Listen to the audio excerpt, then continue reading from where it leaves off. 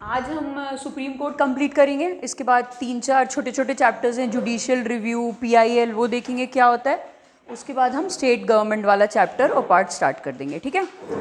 Supreme court पढ़ा था हमने उस दिन, पढ़ा था सुप्रीम कोर्ट को गारंटर ऑफ फंडामेंटल राइट्स क्यों बोलते हैं।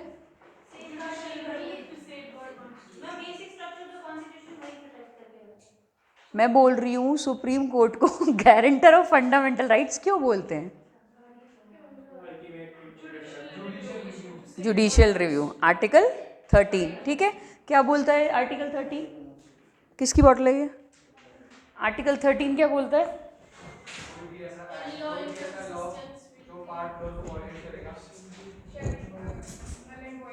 नल एंड वॉइड होगा, ठीक है। जुडिशियल रिव्यू की बात करता है।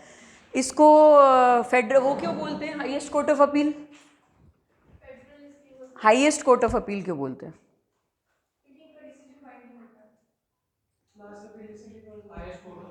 ठीक है, नाम से समझ में आ रहा है हाईएस्ट कोर्ट ऑफ अपील कि इंफीरियर कोर्ट हो गया, सब ऑर्डिनेट कोर्ट हो गया, फिर हाई कोर्ट, और फाइनल जो कोर्ट अपील जाएगी आपकी वो सुप्रीम कोर्ट जाएगी।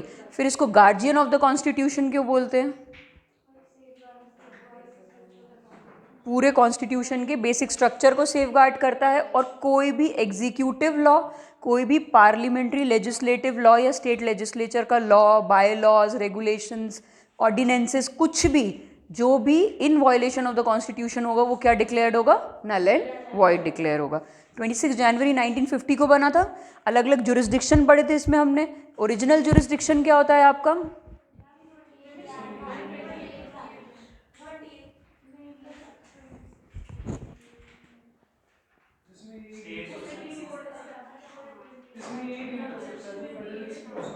बिल्कुल, जो फेडरल यूनिट्स के बीच में डिस्प्यूट होते हैं उसी से डील होता है, वो होता है आपका original jurisdiction. Original jurisdiction exclusive है या नहीं? और ओरिजिनल भी है, ठीक है। एक्सक्लूसिव का क्या मतलब है? सिर्फ सुप्रीम कोर्ट। और ओरिजिनल का क्या मतलब है?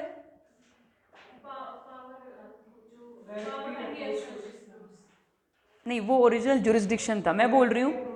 हाँ, ओरिजिनल का ये मतलब है कि आप डायरेक्टली सुप्रीम कोर्ट भी जा सकते हैं। फिर आया आपका writ jurisdiction. Writ jurisdiction exclusive नहीं है लेकिन ओरिजिनल है, मतलब जब आपका फंडामेंटल राइट्स वायलेट हुआ, you can either go to the supreme court और you can also go to the high court. ये वाला जो प्रोविजन है ये सुप्रीम कोर्ट के केस में मैंडेटरी है, इसके केस में मैंडेटरी नहीं है हाई कोर्ट के केस में, ठीक है। क्यों? क्योंकि 32 is itself a fundamental right. आ गया सबको समझ में? कोई डाउट? फिर हमने अपेलेट जुरिस्डिक्शन देखा था, कॉन्स्टिट्यूशनल के केस में देखा था, सिविल के केस में देखा था, क्रिमिनल के केसेस में देखा था। पहले सिर्फ डेथ सेंटेंस के लिए होता था कि अक्यूज को कन्विक्ट कर दिया और उसे डेथ सेंटेंस सुना दी तो वो as a matter of right supreme court में अपील जाएगी ही जाएगी। लेकिन अब उसको 10 ईयर्स लाइफ इम्प्रिजनमेंट और 10 ईयर्स की इम्प्रिजनमेंट और उससे ज़्यादा की के लिए भी रख दिया है, ठीक है। हो गया। इसके आगे पढ़ते हैं सुप्रीम कोर्ट आज। सबसे पहले बात तो ये बताओ मुझे कि सुप्रीम कोर्ट के जजेस हैं, उसे अपॉइंटिंग अथॉरिटी कौन है? प्रेसिडेंट है। किससे पूछ के करता है अपॉइंट? Chief justice. और चीफ जस्टिस को अपॉइंट किससे पूछ के करता है? मतलब किस, जो उसकी मर्जी है उतने लोगों को वो कंसल्ट कर सकता है। लेकिन प्रॉब्लम बस ये है कि मतलब एक इम्पॉर्टेंट प्रोविजन ये है कि वो सिर्फ जुडिशरी के ही लोग होने चाहिए, एग्जीक्यूटिव और लेजिस्लेचर का उसमें कोई से नहीं होगा। क्लियर? ठीक है। अब आ जाते हैं हम अपील बाय स्पेशल लीव। ये जो है आपका अपील बाय स्पेशल लीव, इसका आर्टिकल 136 है और ये एक बहुत ही एक्स्ट्रा ऑर्डिनरी पावर है। एक्स्ट्रा ऑर्डिनरी पावर इस, हाँ हाँ पूछो।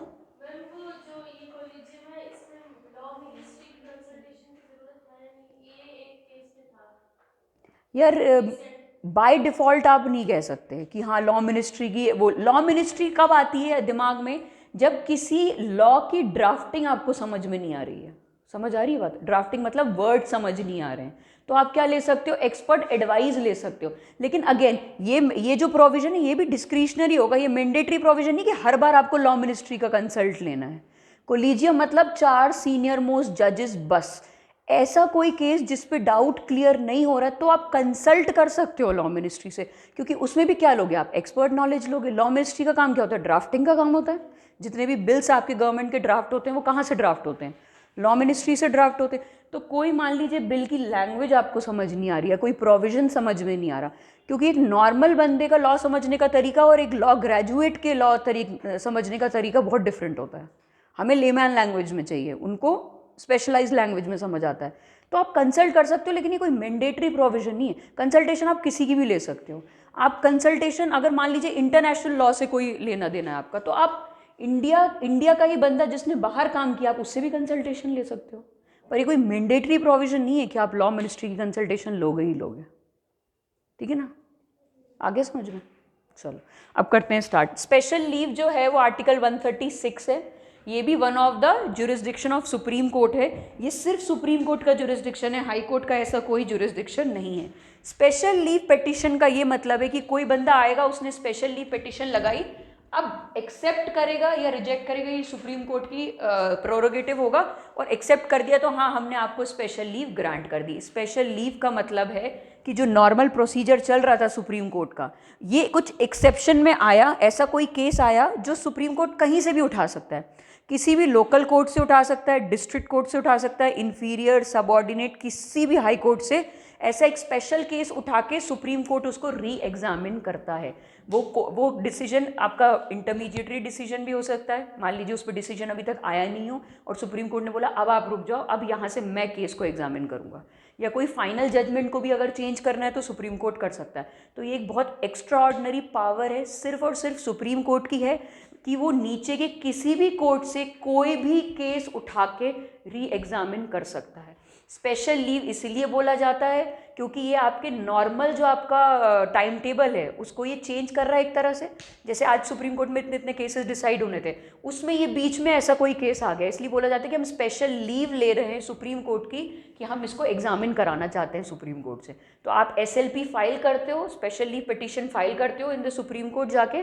सुप्रीम कोर्ट, उसमें सुप्रीम कोर्ट का प्रोरोगेटिव होगा कि उस एप्लीकेशन को एक्सेप्ट करना है या नहीं करना है। करना है तो फिर उसको एग्जामिन करेगा और फिर आपको स्पेशल लीव ग्रांट करके उसे पूरा एग्जामिन करके डिसीजन सुनाएगा। ठीक है, तो मान लीजिए जैसे इन्फीरियर कोर्ट ने कोई गलती की है या इन्फीरियर कोर्ट का डिसीजन आपको पसंद नहीं आया, आप फाइल कर सकते हो special leave petition.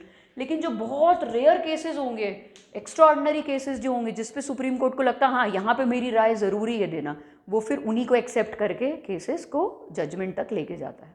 Clear, special leave petition बोलते हैं इसको। आर्टिकल 136 एक्स्ट्रा ऑर्डिनरी पावर है, इसलिए बहुत रेयर केसेस में होता है। एक याद रखने वाली बात इसमें है कि किसी भी कोर्ट से उठा सकता है supreme court, except military court से। जो कोर्ट मार्शल के ऑर्डर्स होते हैं या कोई और ऑर्डर है जो मिलिट्री कोर्ट ने निकाला है, उसमें सुप्रीम कोर्ट का जुरिस्डिक्शन नहीं होगा स्पेशल लीव पिटिशन में। क्लियर, ठीक है। अब इसके ये जो 4 पॉइंट्स है वो देख लेते हैं। ये एक डिस्क्रिशनरी पावर है, इसको आप हमेशा नहीं मांग सकते सुप्रीम कोर्ट से कि कोई भी केस लेके चले जाओ। ये सुप्रीम कोर्ट के डिस्क्रिशनरी पावर, इसका ये मतलब है सुप्रीम कोर्ट अपनी मर्जी से कोई भी केस उठाएगा, इस पर आप लड़ नहीं सकते सुप्रीम कोर्ट जाकर। सेकंड, किसी भी जजमेंट में ग्रांट हो सकती है स्पेशल लीव, भले ही वो फाइनल जजमेंट हो या इंटरलोकेटरी हो, मतलब बीच में अभी वो केस चल ही रहा है और जजमेंट नहीं आया है और सुप्रीम कोर्ट बीच में भी किसी भी केस को उठा सकता है। तीसरा, किसी भी मैटर से रिलेटेड हो सकता है, फिर भले ही वो सिविल, क्रिमिनल, टैक्सेशन पे हो, लेबर लॉस पे हो, रेवेन्यू मैटर पे हो, एडवोकेट्स पे हो, किसी से भी रिलेटेड हो, एनीथिंग। ठीक है। उसके बाद चौथा आता है, it can be granted against any court और tribunal and not necessarily against a high court. जरूरी नहीं है कि जो इमीडिएट सबऑर्डिनेट कोर्ट है सुप्रीम कोर्ट का, जो हाई कोर्ट है वहीं से ले, ये किसी भी कोर्ट से ले सकता है, लोकल, इंफीरियर, डिस्ट्रिक्ट कोर्ट, किसी का भी डिसीजन ये ले सकता है। अब आप ये सोचो कि सुप्रीम कोर्ट का एक एक मिनट इतना इंपॉर्टेंट होता है, ठीक है, ऑलरेडी इतनी ओवरबर्डनिंग है केसेस की, उस पूरे टाइम टेबल को हटा के अगर वो कोई एक स्पेशल केस एग्जामिन कर रहा है, मतलब वो केस इंपॉर्टेंट होना चाहिए, वो इतना इंपॉर्टेंट होना चाहिए that it should deserve the time of the supreme court. ठीक है, तो इसीलिए बोला जाता है इसको स्पेशल लीव, कि भाई आप पूरा जो आपका टाइम टेबल चल रहा था उससे आपने एक स्पेशल स्लॉट निकाल के इस पिटिशन को दिया है। ये यूजुअली ज़्यादातर केसेस में, जितने आप बोल सकते हैं कि ज़्यादातर अफेक्ट हुए हों, जैसे ऐसे केसेस जहाँ पे पब्लिक ज़्यादा अफेक्ट हुई हो, जैसे जो हमारा मध्य प्रदेश सर्विस कमीशन का केस था, वो SLP के थ्रू ही एग्जामिन हुआ था, OBC वाला जो रिजर्वेशन था। तो जहाँ पे सुप्रीम कोर्ट को लगता है कि कॉन्क्रीट केस है ये, है ना, जहाँ पे गलती हुई है, तो उसको वो फिर एग्जामिन कर लेता है। ठीक है, चलिए फिर आइए एडवाइजरी जुरिस्डिक्शन। हाँ, ये भी देख लो कि ये एक्सेप्शनल और ओवरराइडिंग पावर है, it has to be exercise sparingly. Sparingly मतलब बहुत रेयर केसेस में यूज होना चाहिए ये, and with caution and only in special extraordinary situations. इसको रेपिटेटिवली यूज नहीं करना है, इसको बहुत ही रेयर केसेस में एक्स्ट्रा ऑर्डिनरी सिचुएशंस में करना है, ठीक है, क्योंकि बहुत वाइड पावर है, किसी भी डिसीजन की बात कर रहे हैं, किसी भी कोर्ट की बात कर रहे हैं, इसलिए बहुत वाइड पावर है, ठीक है। आगे समझ में, इसको बोला जाता है स्पेशल लीव पिटिशन फाइल हम करते हैं, ठीक है। फिर आइए एडवाइजरी जुरिस्डिक्शन, ये आता है आर्टिकल 143, ठीक है, article 143 advisory jurisdiction of supreme court. इसको कंसल्टेटिव जुरिस्डिक्शन भी बोला जाता है। नाम से समझ में आ रहा है एडवाइजरी है, मतलब ये सिर्फ एडवाइस देगा, जो ये देगा वो डिसीजन बाइंडिंग नहीं होगा। कौन लेगा इससे एडवाइस? प्रेसिडेंट मांगेगा इससे एडवाइस। किसी भी मैटर पे प्रेसिडेंट जो है एडवाइस मांग सकता है। दो मैटर्स को हमने क्लासिफाई कर दिया है। पहला, ऐसा कोई क्वेश्चन ऑफ लॉ और फैक्ट जो पब्लिक इंपॉर्टेंस का हो, जो ज़्यादा पब्लिक को अफेक्ट कर रहा हो, और दूसरा, ऐसा कोई डिस्प्यूट जो प्री कॉन्स्टिट्यूशन, मतलब जब कॉन्स्टिट्यूशन इन्फोर्समेंट में आया 26 जनवरी 1950, उससे पहले कोई कॉन्स्टिट्यूशनल ट्रीटी थी, कोई अग्रीमेंट था, कोई कॉवेनेंट इंगेजमेंट सनद, ये सारे एक फॉर्म ऑफ अग्रीमेंट ही है जो दो पार्टीज या दो कंट्रीज के बीच में होते हैं। अगर उससे रिलेटेड कोई डाउट है तो वो उससे एडवाइस कौन ले सकता है? प्रेसिडेंट ले सकता है सुप्रीम कोर्ट से लीगल मैटर्स में। अब जो आपका फर्स्ट केस है उसमें सुप्रीम कोर्ट चाहे तो एडवाइस दे भी सकता है और नहीं भी दे सकता। मतलब कोई क्वेश्चन ऑफ लॉ और फैक्ट है तो उसमें एडवाइस दे भी सकता है, नहीं भी दे सकता। लेकिन जो प्री कॉन्स्टिट्यूशन आपके लॉज होंगे उनको एग्जामिन करना है, अगर और ऐसी कोई ट्रीटीज है इनको एग्जामिन करना है, तो वो सुप्रीम कोर्ट को मस्ट है, मतलब उस पर एडवाइस सुप्रीम कोर्ट को देनी ही पड़ेगी। क्योंकि मान लीजिए अब कॉन्स्टिट्यूशन जब आया ही नहीं था और उससे पहले की कोई प्रॉब्लम है तो प्रेसिडेंट किससे पूछेगा? सुप्रीम कोर्ट से ही पूछेगा। तो सुप्रीम कोर्ट को एडवाइस जो है मस्ट है। सेकंड केस में सुप्रीम कोर्ट देगा ही देगा अपनी एडवाइस, ठीक है, मना नहीं कर सकता। पहले केस में दे भी सकता है और मना भी कर सकता है, ठीक है। एडवाइजरी है इसलिए सिर्फ एडवाइस है, बाइंडिंग ऑन द प्रेसिडेंट नहीं है, ठीक है। आ गया समझ में? मानना है तो मानो, नहीं मानना है तो नहीं मानो। सुप्रीम कोर्ट ने बहुत प्रेसिडेंट बड़े मैटर्स रेफर करता है सुप्रीम कोर्ट को, ठीक है। इसको बोला जाता है कंसल्टेटिव जुरिस्डिक्शन भी। ये एग्जांपल्स दिए हुए हैं कि बेरूबरी यूनियन के केस में भी पूछा था, Jammu and Kashmir resettlement act 1982 के में भी पूछा था, तो ये आप छोड़ दे सकते हो। 2G स्पेक्ट्रम के टाइम भी प्रेसिडेंट ने पूछा था, ठीक है। तो एडवाइजरी हो गया, मतलब कौन एडवाइस ले रहा है? प्रेसिडेंट ले रहा है, सुप्रीम कोर्ट से ले रहा है, ठीक है। फिफ्थ आपका जो जुरिस्डिक्शन आता है वो आता है अ कोर्ट ऑफ रिकॉर्ड। ये है आर्टिकल 129। इसका आर्टिकल नहीं भी याद हो तो चलेगा, बट लिख सकते हो 129, ठीक है।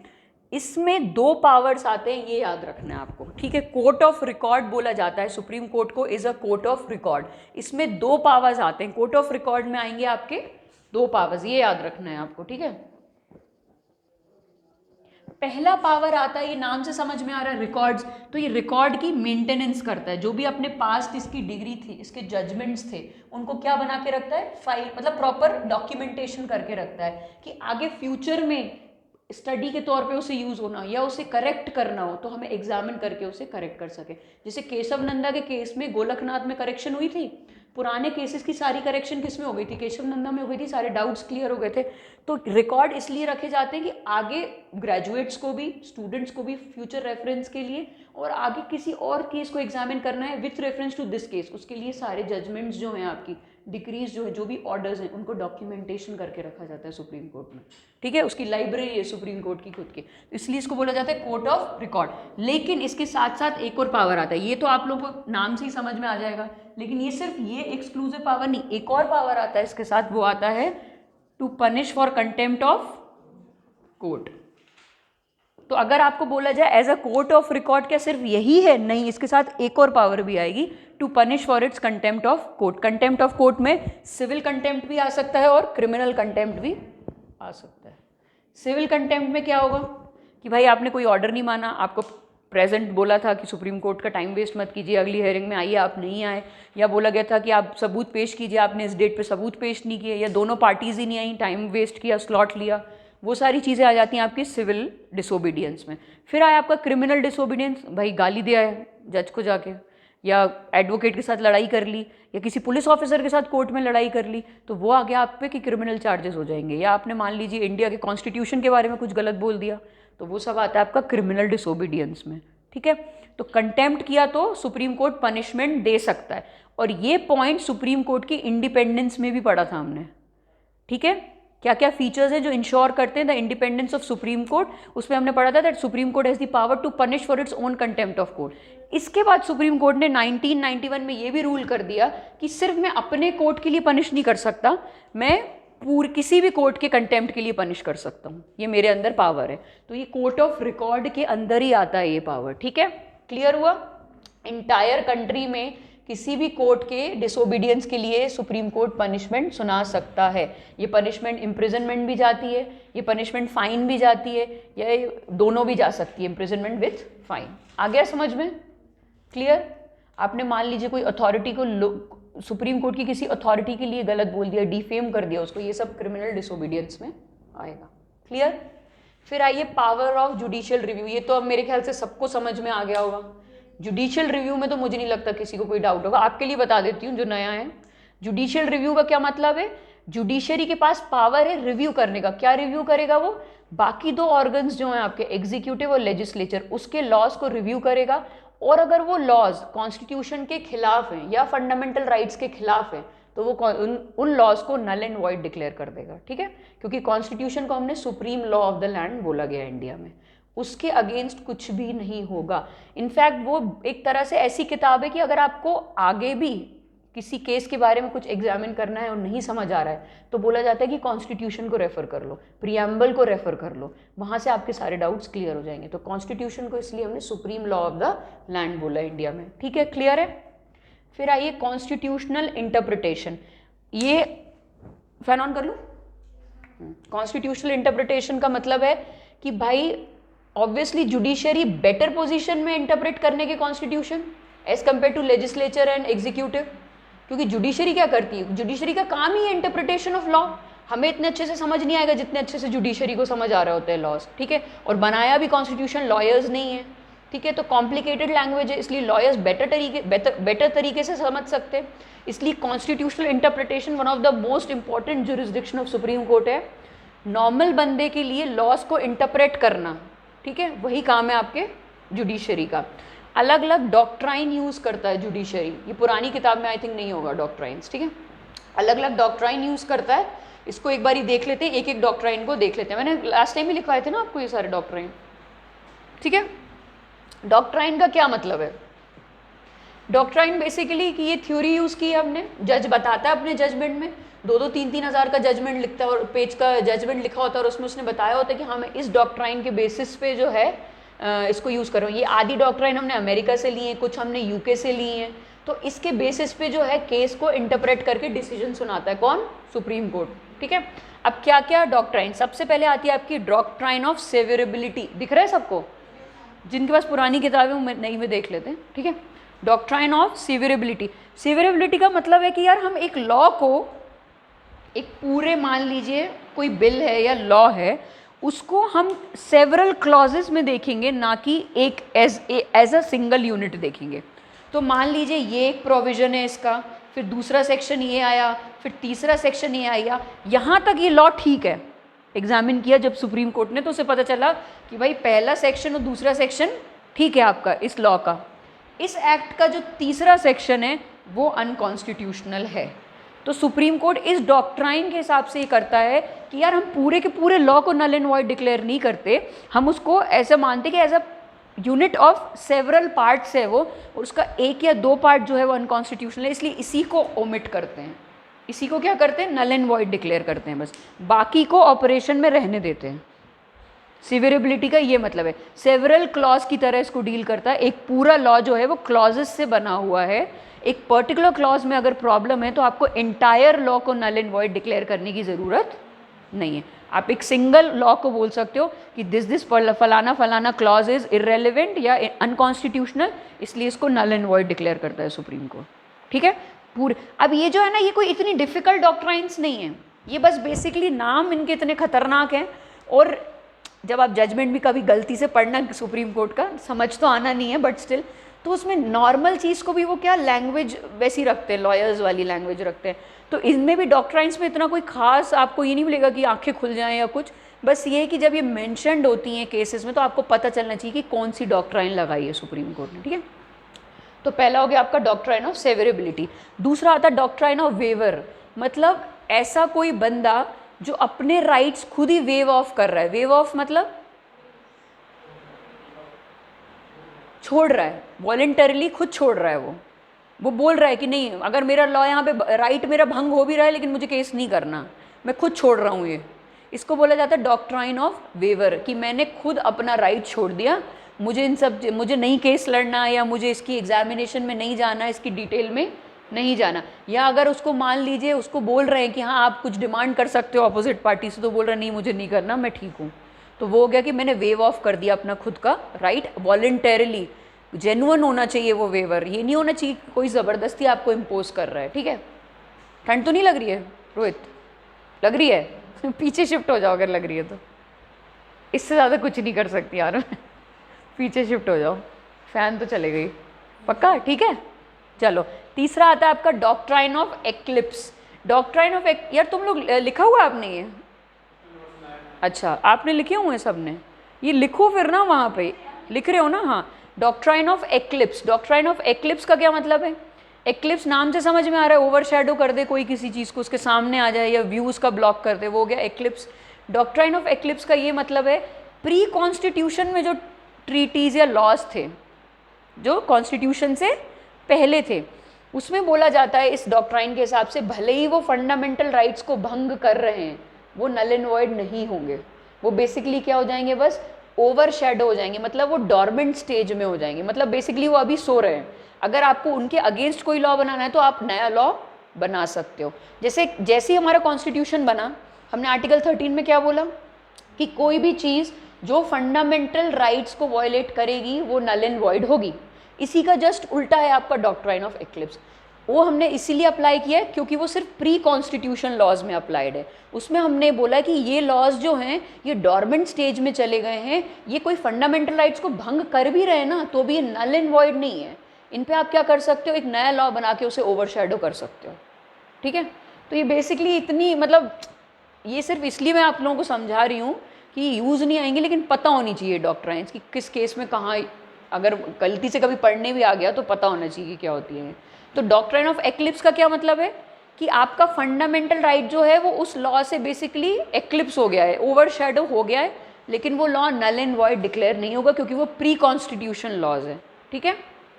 फोर्थ आइए doctrine of territorial nexus. Territorial nexus का ये मतलब है कि मान लीजिए स्टेट लेजिस्लेचर में ये एक सब्जेक्ट है आपकी जो स्टेट लिस्ट में आता है, ठीक है, तो स्टेट बना सकता है उस पर लॉ।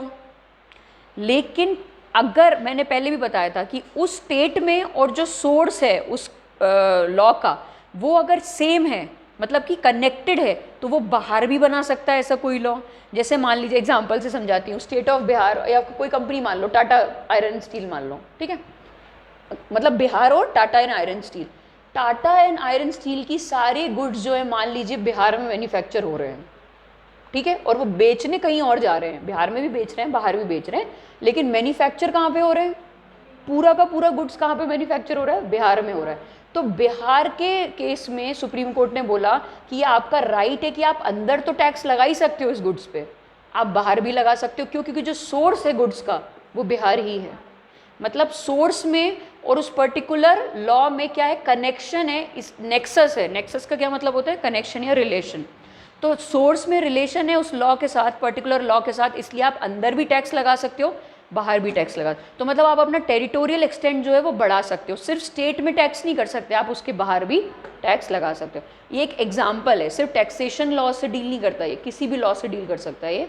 ये बस मैं एग्जाम्पल बता रही हूँ कि डॉक्ट्राइन में ये यूज़ होता है, टेरिटोरियल नेक्सस, मतलब नाम से समझ में आ रहा है, टेरिटोरियल रिलेशन, कि टेरिटरी के बाहर अगर आपका सोर्स पहुंच गया, मतलब आप वहाँ पे भी क्या लगा सकते हो, टैक्स लगा सकते हो या लॉ अप्लाई कर सकते हो बेसिकली, ठीक है, या लॉ बना सकते हो। क्लियर? समझ आया कि नहीं आया? आ रहा है ना? ऐसा तो नहीं हो रहा कि ब्लैकआउट हो रहा है कुछ भी कुछ, ठीक है। चलो फिर आता है doctrine of pith and substance. Doctrine of pith and substance का मतलब है कि भाई आप अपनी औकात में रहोगे, आप ट्रेसपास नहीं करोगे अपना जुरिस्डिक्शन। मतलब स्टेट है तो वो स्टेट लिस्ट में ही सब्जेक्ट बनाए, ठीक है, यूनियन है वो यूनियन लिस्ट में ही बनाए, ट्रेसपास ना करे या क्या ना करे, ओवरस्टेप ना करे अपने जुरिस्डिक्शन को, ठीक है। पिथ एंड सब्सटेंस ये बोला जाता है, doctrine of pith and substance, कि जो जैसे ये किसी भी ऑर्गेनाइजेशन के लिए भी यूज़ हो सकता है कि भैया आपका मैंडेट इस चीज़ को काम करने का था, आप ओवरस्टेप करके उस ऑर्गेनाइजेशन पे ओवरस्टेप ना करें। तो ये कोई दो डिपार्टमेंट में भी लड़ाई चल रही तो उसमें भी हो सकता है, किसी कंपनी या गवर्नमेंट एजेंसी में लड़ाई चल रही है तो उस पर भी डॉक्ट्राइन यूज़ हो सकती है, ठीक है। आगे समझ में। उसके बाद आइए doctrine of colourable legislation. Colourable legislation का ये यहाँ तक समझ में आया, पिथ एंड सब्सटेंस तक लिख लिया, थोड़ा थोड़ा हिंदी में लिख लो भले, बट साथ में लिख लो। फिर आया doctrine of colourable legislation. Colourable legislation का मतलब है कि मान लीजिए जैसे कि एग्जाम्पल लेते हैं एडवर्टिजमेंट का, कि आप टोबैको की एडवर्टिजमेंट कर नहीं सकते, तो आपने कैसे बाबा इलायची निकाल दिया, ठीक है। अब बाबा इलायची आपने निकाल दिया और बाबा इलायची के हर जगह आपने होर्डिंग्स लगा दिए, और वो विमल केसरी जो भी है इसके होर्डिंग्स लगा दिया आपने बोला हम पैकेट में तो इलायची बेच रहे हैं, बट आपकी ब्रांड तो बन गई ना, और अब दुकानों पे मिलता है तंबाकू भी उस ब्रांड का, लेकिन अंडर द टेबल मिलता है। तो आपने एडवर्टिजमेंट का टैक्स बचा लिया, आपने क्या बोला कि हम तो एडवर्टिजमेंट कर ही नहीं रहे हैं ना तंबाकू की, हम तो इलायची की एडवर्टिजमेंट कर रहे हैं। आगे समझ में। तो ये डॉक्ट्राइन बोलती है कि जो चीज़ डायरेक्टली फॉरबिडन है वो इनडायरेक्टली भी फॉरबिडन है। समझ आ गया। आप ये नहीं कर सकते कि दारू या ड्राई स्टेट है नहीं बिकेगी दारू तो आप कुछ और बना के बेच रहे हो उसको, दारू का कंटेंट डाल के, या आप अपनी ब्रांड बना ली फिर दारू अंडर द टेबल बेच रहे हो, वो नहीं चलेगा। Anything that is directly prohibited is also indirectly prohibited, ये है इसका मतलब।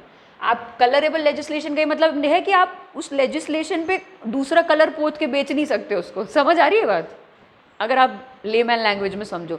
कलरेबल लेजिस्लेशन का मतलब है कि कोई लॉ अगर गलत है, अगर आप लेजिस्लेचर इनडायरेक्टली बना के उसको गलत को सही बनाने की कोशिश कर रहा है तो भी वो गलत ही होगा। सुप्रीम कोर्ट पकड़ लेती है इस चीज़ को, तो बोलती है कि इसमें ये वाली डॉक्ट्राइन अप्लाई हुई है कि वो लॉ गलत है तो ये भी उसके साथ साथ गलत है। आगे समझ में। फिर आइए doctrine of implied powers. Doctrine of implied powers का मतलब है कि ऐसा कोई लॉ बनाना जो पब्लिक वेलफेयर के लिए या जो ज़्यादा से ज़्यादा पब्लिक को अफेक्ट करे, यूटिलिटेरियन अप्रोच जिसको बोलते हैं एथिक्स में, मैक्सिमम लोगों को मैक्सिमम बेनिफिट मिले, ठीक है। तो इसलिए बोला जाता है कि इम्प्लाइड पावर्स का ये मतलब है कि ऐसा लॉ बनाना जो पब्लिक वेलफेयर के मोटिव से या सोशल वेलफेयर के मोटिव से बने, उसको बोला जाता है डॉक्ट्राइन ऑफ इम्प्लाइड पावर्स। लिख रहे हैं सारे, एग्जाम्पल भी लिखते जाना, जोर से बोलो। वही बता रही हूँ, public welfare, law on public welfare, ठीक है। इसके बाद आइए doctrine of incidental and ancillary powers. Incidental हमने पहले भी पढ़ा था कि यार इंसिडेंटल सब्जेक्ट्स क्या होते हैं या एंसिलरी सब्जेक्ट्स क्या होते हैं। सेकेंडरी मतलब जो साथ साथ चलते हैं, और सेकेंडरी होते हैं मतलब एक मेन लॉ कुछ और है, उसके साथ साथ हमने छोटे मोटे लॉज बना दिए जो उससे रिलेटेड है, ठीक है। इसलिए बोला जाता है doctrine of incidental and ancillary powers. तो अगर लेजिस्लेचर का पावर एक मेन सब्जेक्ट पे लॉ बनाने का है तो उसके इंसिडेंटल और एंसिलरी सब्जेक्ट्स पे भी बनाने का पावर होगा। इंसिडेंटल मतलब by incidence of this particular law, ये भी आता है साथ साथ में, ठीक है। आगे समझ में। जैसे मान लीजिए विमेन हेल्थ की बात हो रही है या मान लीजिए पीरियड हाइजीन की बात हो रही है, तो उसके साथ साथ आप ये बोलोगे कि सैनिटरी पैड्स का टैक्सेशन कम कर दो, तो वो by incidence of that particular law ये लॉ बन गया, ठीक है। या एजुकेशन की बात हो रही तो आपने बोल दिया कि फ्री एलिमेंट्री तो है ही है, हायर में भी हम कंसेशन दे देते। तो मेन सब्जेक्ट के साथ साथ उसके रिलेटेड लॉज बनाना जो होता है उसको एंसिलरी या फिर इंसिडेंटल बोला जाता है, ठीक है। उसके बाद आइए डॉक्ट्राइन ऑफ प्रेसिडेंट। यहाँ तक समझ आया? लिख लो आराम से, अपने शब्दों में लिखना, और ताकि नेक्स्ट टाइम जब ये पेज खोलो तो याद आ जाए।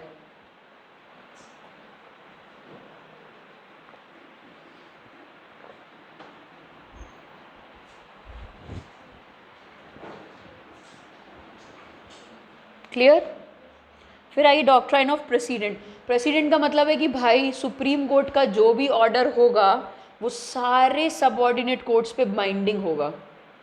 प्रेसिडेंट एक बेसिकली होता है, प्रेसिडेंट का लिटरल मीनिंग होता है एग्जाम्पल एक तरह से, ठीक है। मतलब बोला जाता है कि यार आज अगर हमने किसी रेप विक्टिम को स्टोन से मारना स्टार्ट कर दिया तो हम एक बैड एग्जाम्पल सेट करेंगे, तो बोला जाता है बैड प्रेसिडेंट सेट करेंगे पूरी कंट्री के लिए।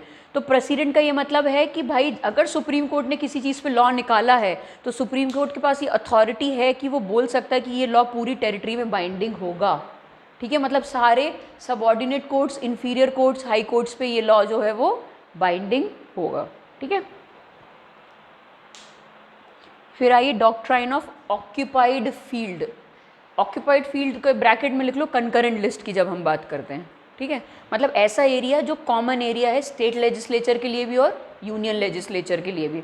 तो मान लीजिए कोई एक्ट बनाइए पार्लियामेंट ने, ठीक है, कोई एक्ट बनाइए पार्लियामेंट ने और उस पर ऑलरेडी स्टेट लेजिस्लेचर की एक्ट बनी हुई थी और दोनों में कॉन्फ्लिक्ट हो रहा है, मतलब स्टेट लेजिस्लेचर की एक्ट बीच में आ रही है एक्ट ऑफ पार्लियामेंट के, तो ऑब्वियसली स्टेट लेजिस्लेचर की एक्ट जो है वो क्या हो जाएगी, उसको नल एंड वॉइड डिक्लेयर कर सकता है सेंट्रल गवर्नमेंट, बोल सकता है कि मेरी एक्ट जो है वो सुपर इम्पोज करती है इस एक्ट को, ठीक है। आ गया समझ में?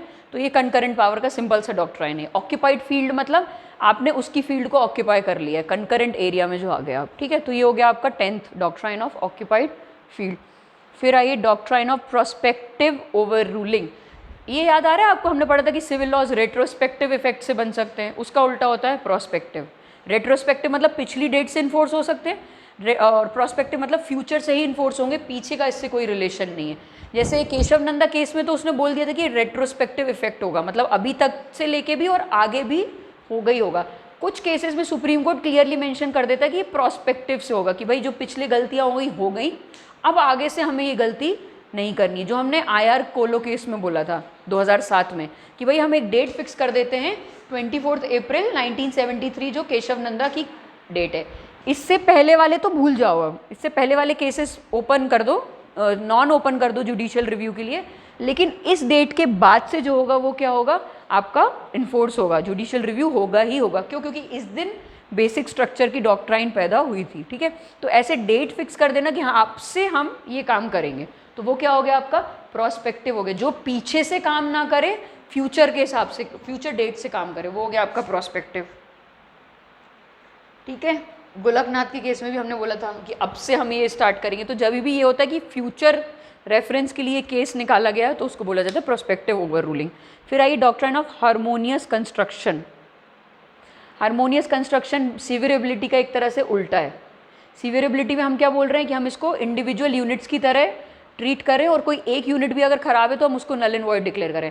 हार्मोनियस कंस्ट्रक्शन का ये मतलब है कि भाई overall as a whole unit देखो लॉ को, ठीक है।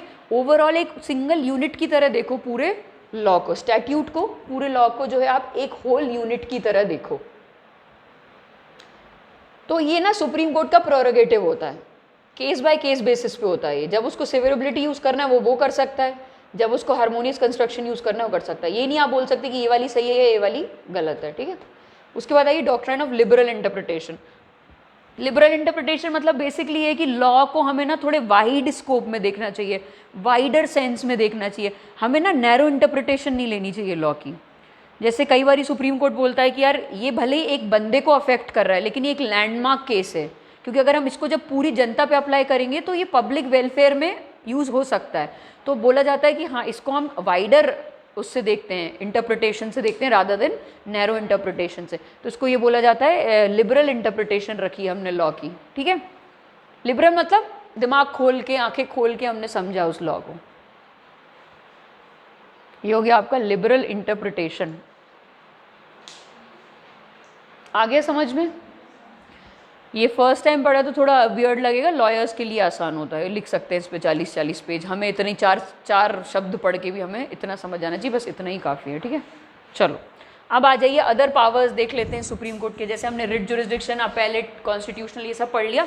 अब हम देखेंगे कि इसके अलावा भी मिसलेनियस जो पावर्स हैं सुप्रीम कोर्ट के वो क्या क्या हैं। आपको याद आ रहा होगा जब हमने इलेक्शन ऑफ प्रेसिडेंट और वाइस प्रेसिडेंट पढ़ा था, हमने बोला था कोई भी डिस्प्यूट्स, कोई भी इश्यूज़ हैं उनके इलेक्शन से रिलेटेड तो वो कौन सॉल्व करेगा, सिर्फ और सिर्फ सुप्रीम कोर्ट सॉल्व कर सकता है। याद आ रहा है जब मैंने बताया था कि हाँ मान लीजिए वैल्यू ऑफ MLA की वोट में कुछ गड़बड़ी आ गई, या मान लीजिए कोई इलेक्शन डिस्प्यूट से रिलेटेड कोई इशू आ गया, तो वो सारे डिस्प्यूट कौन सॉल्व करेगा, सुप्रीम कोर्ट सॉल्व करेगा। तो इसका पहला ये है कि ये जो आपका पावर है ये ओरिजिनल है, एक्सक्लूसिव है, और सुप्रीम कोर्ट जो है वो फाइनल अथॉरिटी होगा इसका, ठीक है, क्लियर। इसके अलावा कहीं और नहीं जा सकते आप प्रेसिडेंट और वाइस प्रेसिडेंट के डिस्प्यूट लेकर, इसलिए ओरिजिनल और एक्सक्लूसिव है और फाइनल अथॉरिटी है। सेकंड आप ये बोल सकते हो कि जब भी आगे हम पढ़ेंगे चेयरमैन ऑफ यूपीएससी है या मेंबर्स ऑफ यूपीएससी एसपीएससी हैं, इनको निकालने की बात होती है मिसबिहेवियर पे, तो उसके लिए सुप्रीम कोर्ट ही डिसाइड करता है और ये बाइंडिंग होती है प्रेसिडेंट पे। अगर सुप्रीम कोर्ट ने बोल दिया कि ये वाला जो चेयरमैन है यूपीएससी का he is guilty of misbehaviour, ठीक है, कहीं और इसके इंटरेस्ट है या कहीं कोई पर्सनल इंटरेस्ट की वजह से इस ऑफिस को होल्ड करता है, तो उस केस में आपको निकालना ही निकालना पड़ेगा उस मेंबर को या चेयरमैन ऑफ यूपीएससी एसपीएससी को, ठीक है। आ गया समझ में? तो ये हो गया आपका सेकंड पॉइंट जिसमें आप मिसकंडक्ट को देखते हो कि हाँ मेंबर्स और चेयरमैन ऑफ यूपीएससी एसपीएससी जेएसपीएससी में अगर मिसबिहेवियर कंडक्ट हुआ है तो क्या करेंगे, इसका आपको निकालना ही निकालना पड़ेगा, प्रेसिडेंट इसको निकालेगा ही निकालेगा। थर्ड जो है वो है कि इसीलिए सुप्रीम कोर्ट को सेल्फ करेक्टिंग एजेंसी भी बोला जाता है, क्योंकि सुप्रीम कोर्ट के पास पावर है कि वो अपने ही जजमेंट को रिव्यू करके ऑल्टर कर सकता है, चेंज कर सकता है। जैसे केशव नंदा के केस में उसने गोलकनाथ के स्टैंड को किया, ऐसे बहुत बार हुआ है। जो इनिशियल स्टेजेस में जैसे 1951, 55, 60 के जो केसेस थे ना, उसमें बड़ी नैरो इंटरप्रिटेशन ली थी लॉ की सुप्रीम कोर्ट ने, नया नया था। उसके बाद धीरे धीरे उसने अपने ही डिसीजंस को क्या किया, करेक्ट किया। तो ये कभी भी कर सकता है सुप्रीम कोर्ट कि पुराना अपने डिसीजन को क्या कर सकता है, करेक्ट करके रिव्यू करके चेंज कर सकता है, ठीक है। तो इसलिए बोला जाता है इसे सेल्फ करेक्टिंग एजेंसी। आगे भी होगा ऐसा कि जो आज रेलेवेंट है वो अगले 50 साल में रेलेवेंट ना हो। जैसे आपने लिव इन को बोल दिया है कि हाँ ठीक है अलाउड है लिव इन, लेकिन आपने बोल दिया कि होमोसेक्सुअलिटी अभी भी क्राइम है इंडिया में, तो वो चीज़ हो सकता है अगले 40 साल बाद सुप्रीम कोर्ट खुद चेंज कर दे, डिपेंडिंग कि सोशल स्ट्रक्चर कैसा है हमारी कंट्री का, या सोशल अपग्रेडेशन हुआ है या नहीं हुआ है, ठीक है। तो ये सारी चीज़ें, जैसे पहले abortion was not legal in India, अब abortion is legal in India. तो ये सारी चीज़ें डिपेंडिंग की सोसाइटी की नीड्स कैसे कैसे चेंज हो रही है, क्या हो रहा है, सुप्रीम कोर्ट खुद चेंज कर रहा है अपने आप को। तो ये हो गया आपका सेल्फ करेक्टिंग एजेंसीज।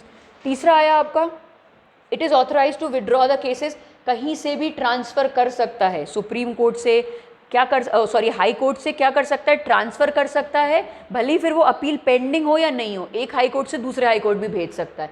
ये सारे पावर सुप्रीम कोर्ट के पास हैं कि वो हाई कोर्ट से खुद को भी ट्रांसफ़र कर सकता है कोई केस, या किसी एक हाई कोर्ट से दूसरे हाई कोर्ट भी भेज सकता है, ठीक है। फिर पांचवा पॉइंट है कि इसका जो लॉ है it is binding on all courts in the country, ठीक है। इट्स डिग्री और order is enforceable through out the country. कोई भी इन्फीरियर कोर्ट जो है वो इसके ऑर्डर को डिक्लाइन नहीं कर सकता, ठीक है, भले ही वो सिविल हो या जुडिशियल ट्रिब्यूनल हो। उसके बाद आइए it has power of judicial superintendence and control over all the courts and tribunals functioning in the entire country. Superintendence का क्या मतलब है कि उनकी ओवरऑल एडमिनिस्ट्रेशन को, उनकी वर्किंग को ध्यान में रखेगा, देखता रहेगा, ठीक है। तो ये सारा हो गया कि हम सुपरिंटेंडेंस करें, मतलब मेरे पास पावर है ओवरलुक करने का आपके एडमिनिस्ट्रेशन को, ठीक है। तो ये हो गया सुप्रीम कोर्ट। उसके बाद आइए इसका जो जुरिस्डिक्शन है वो कभी भी कर्टेल नहीं हो सकता, कल ही पढ़ा है हमने, कम नहीं हो सकता, बढ़ सकता है, आप उसको बढ़ा सकते हो, ठीक है। पार्लियामेंट इसको बढ़ा सकता है। नंबर ऑफ जजेस कैसे बढ़ते हैं, कौन बढ़ाता है, पार्लियामेंट बढ़ाता है, ठीक है। अब आ जाइए सुप्रीम कोर्ट में एडवोकेट्स किस तरह के होते हैं। अगेन 3 तरह के होते हैं, कोई ये उधर नहीं लिखा है, कॉन्स्टिट्यूशन में कहीं भी नहीं लिखा है ये, ठीक है, कि डिवीजन है। पहला होता है आपका सीनियर एडवोकेट, नाम से समझ में आ रहा है जिसके पास खतरनाक एक्सपीरियंस हो, उसने खतरनाक नंबर ऑफ केसेस एग्जामिन किए हो, या जिसके पास नॉलेज एक्सपर्टीज नॉलेज हो, उसको बोला जाता है सीनियर एडवोकेट, ठीक है। Senior advocate of supreme court मतलब बहुत बड़ी बात होती है। और ये इसका एक कंडीशन होती है कि अकेले कभी भी कोर्ट में नहीं जाता, या तो अपने जूनियर को लेके जाता है या एडवोकेट ऑन रिकॉर्ड्स के साथ चलता है, मतलब बेसिकली असिस्टेंस होगा ही होगा इसके साथ, ठीक है ना। ऐसे नहीं जा सकता है सुप्रीम कोर्ट में अकेला और केस लड़ने लग जाए। तो सीनियर एडवोकेट्स वो होते हैं, किसी भी सुप्रीम कोर्ट के हो सकते हैं, किसी भी हाई कोर्ट के भी हो सकते हैं, उनको सीनियर एडवोकेट की डेजिग्नेशन दी जाती है। कब, जब या तो उनकी एबिलिटी वैसी हो, या एक्सपर्टीज़ हो, या नॉलेज हो, या एक्सपीरियंस हो, ठीक है। और कभी भी जो है he is not entitled to appear without any advocate on record in the supreme court और without a junior in any other court और ट्रिब्यूनल, ठीक है। आगे समझ में। उसके बाद आइए second, advocates on record. Record नाम से समझ में आ रहा होगा आपको, जो भी फाइल करना होते हैं मैटर, कोई भी एप्लीकेशन सुप्रीम कोर्ट में फाइल करनी, वो एक अलग लड़ाई है। आप अपना केस लेके गए, एडवोकेट को पैसे भी दे दिए, लेकिन उसके बाद सही लड़ाई शुरू होती है, क्योंकि कोई भी एडवोकेट जाके फाइल नहीं कर सकता सुप्रीम कोर्ट में केस। उसके लिए हमने स्पेसिफिक टर्म रखी एडवोकेट्स ऑन रिकॉर्ड, बस वही जाके क्या कर सकते हैं, फाइल कर सकते हैं आपका मैटर सुप्रीम कोर्ट में, ठीक है। तो उनको बोला जाता है एडवोकेट्स ऑन रिकॉर्ड। तीसरा आता है आपका अदर एडवोकेट्स। अदर एडवोकेट मतलब कहीं किसी भी बार काउंसिल के एडवोकेट हैं वो, लेकिन वो भी यही कर सकते हैं कि वो भी फाइल नहीं कर सकते हैं, बस अपीयर कर सकते हैं, क्योंकि फाइलिंग का सारा काम हमने किसको दिया है, एडवोकेट्स ऑन रिकॉर्ड को दिया हुआ है। तो ये अपीयर कर सकते हैं किसी भी बिहाफ पे, but they are not entitled to file any document of matter before the court. Clear? अब एक बार ये पढ़ लो ज़रा, इंडियन और अमेरिकन सुप्रीम कोर्ट का कंपैरिजन पढ़ो, और अगर कोई पॉइंट समझ नहीं आता तो पूछो।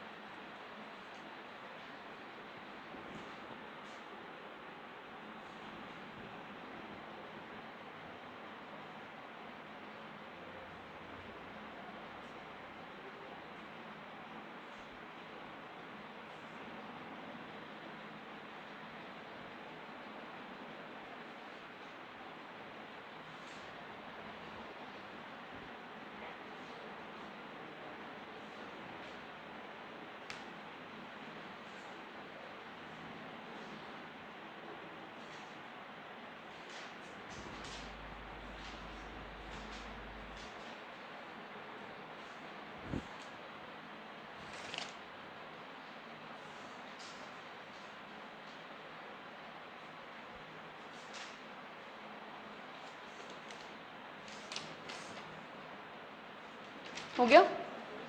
ठीक है। अच्छा, which of the following committee is exclusively a committee of lower house? Question समझ आ गया सबको? विच of the following committee is exclusively a committee of the lower house?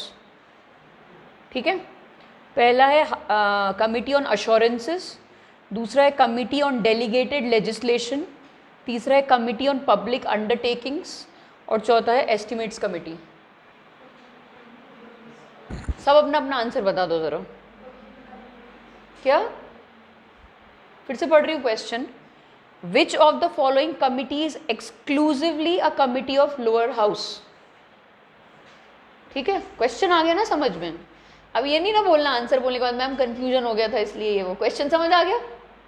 ठीक है, पहला है कमिटी ऑन अश्योरेंसेस, दूसरा है कमिटी ऑन डेलीगेटेड लेजिस्लेशन, तीसरा है कमिटी ऑन पब्लिक अंडरटेकिंग्स, और चौथा एस्टिमेट्स कमिटी। सब सारे बताएंगे इसका आंसर एक एक करके। यहाँ से स्टार्ट करते हैं। हाँ, सोच लो।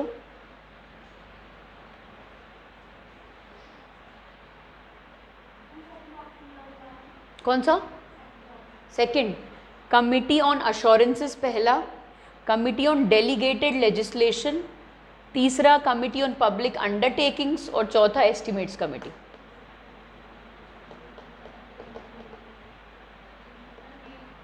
डी आपका? D B committee on delegated legislation आपका? C committee on public undertakings आपका? अनिकेत? डी आपका? सी आपका? C public undertakings. अच्छा, आपका? आपका आपका आपका भूल गया। बी आपका हमने कल ही पढ़ा है। आपका जोर से बोलोगे थोड़ा। Public undertakings. आपका इन्होंने पब्लिक अंडरटेकिंग्स बोला, इनका क्या है? पब्लिक अंडरटेकिंग्स है आपका भी। अच्छा चलो ठीक है, गलत है वैसे भी। यार एक बात बताओ, हमने नहीं पढ़ा था कि एस्टिमेट्स कमेटी में सारे के सारे बंदर बोल रही हूँ, बंदे लोकसभा के होते हैं, सारे के सारे बंदे लोकसभा से होते हैं, क्योंकि एस्टिमेट क्या कर रहा है? बजट के एस्टिमेट्स को एग्जामिन कर रहा है, और वो तो पावर राज्यसभा का है ही नहीं ना। लोअर हाउस तो सबको पता है ना, लोकसभा को बोलते हैं। हाँ, तो फिर गलत कैसे हो गया ये सवाल? आया याद? हमने पढ़ा था ना, एस्टिमेट में 30 बंदे, 30 के 30 कहाँ के होंगे? लोकसभा के होंगे। ठीक है। Which of the following devices calls the attention of minister towards a matter of public importance? Question समझ में आ गया? क्वेश्चन समझ में आ गया? इसलिए पूछ रही हूँ, नहीं आया फिर से पढ़ रही हूँ। Which of the following devices calls the attention of a minister towards a matter of public importance? आ गया समझ में क्वेश्चन? किसकी अटेंशन? मिनिस्टर की। पहला है हाफ एन आवर डिस्कशन, दूसरा है कॉलिंग अटेंशन नोटिस, तीसरा है शॉर्ट ड्यूरेशन नोटिस, और चौथा है एडजॉर्नमेंट मोशन। डी। फिर से ऑप्शन रिपीट कर देती हूँ, half an hour discussion, calling attention notice, short duration discussion, और चौथा एडजॉर्नमेंट मोशन।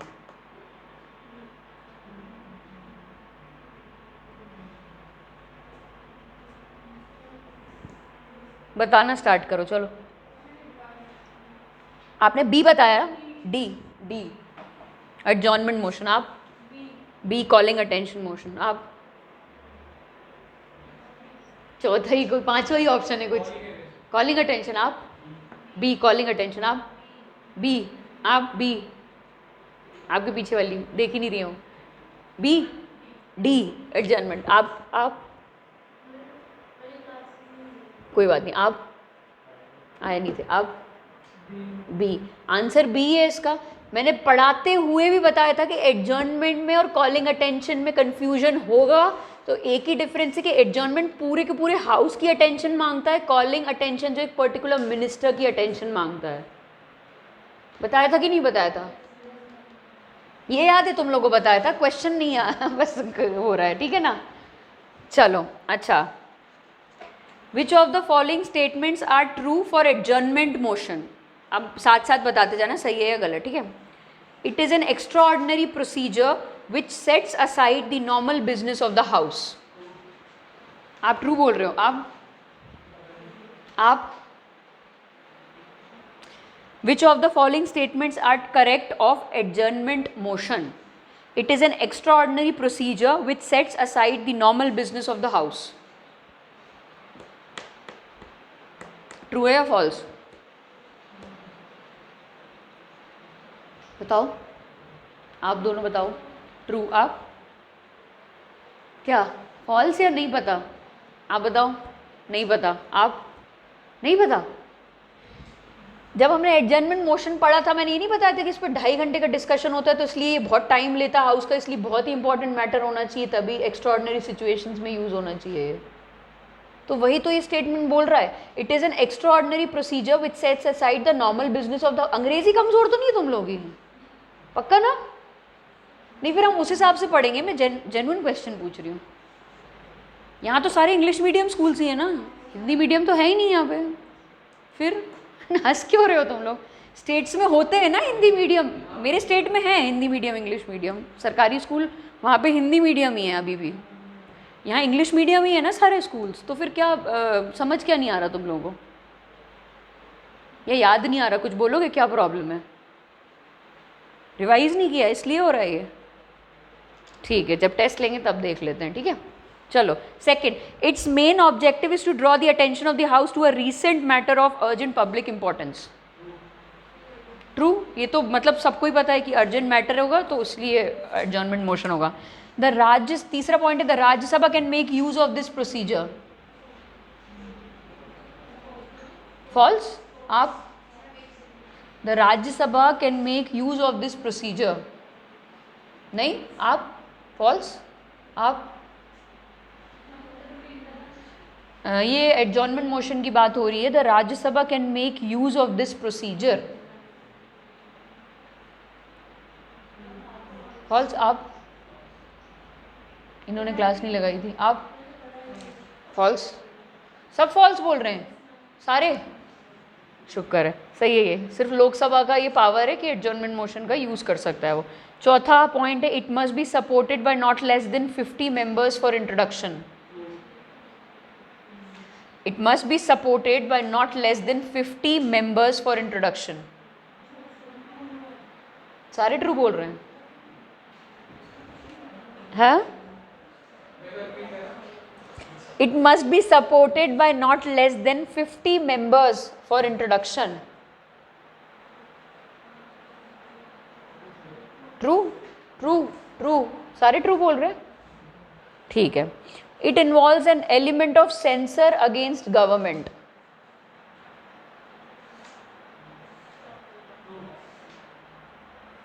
आप लोग बोलो। नहीं, पता ही नहीं है सेंसर का मतलब तो पता है ना, याद नहीं आ रहा। मैंने लिखवाया था ना अलग से पेज पे कि ये this is sensor against the government बोला जाता है। उसमें एडजॉर्नमेंट मोशन लिखवाया था कि नहीं लिखवाया था? लिखवाया था ना। वही पूछ रहा है, ये यही बोल रहा है वो कि it involves an element of sensor against government, control रखता है गवर्नमेंट पे एडजॉर्नमेंट मोशन। आगे आप समझ में? ठीक है,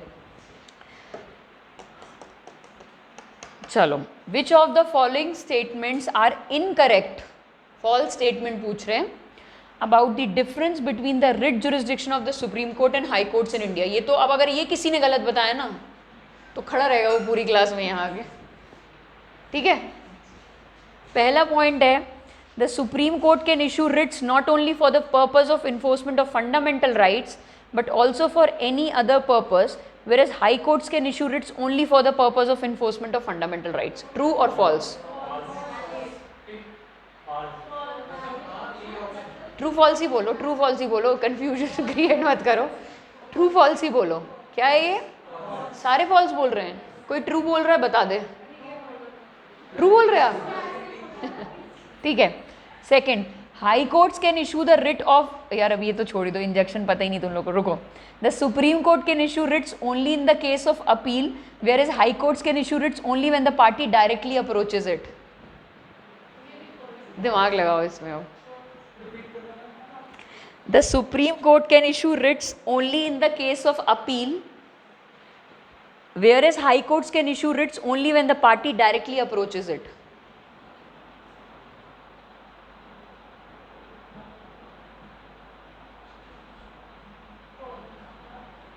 False? आप एक बार और सुन लो। The Supreme Court can issue writs only in the case of appeal. Appeal का क्या मतलब है कि की गई है अपील, उस तक कुछ बात पहुंची है इसलिए। Whereas high courts can issue writs only when the party directly approaches it. मतलब जो पार्टी अग्रीव्ड है उसके पास जाना ही जाना चाहिए उसको, उसके पास।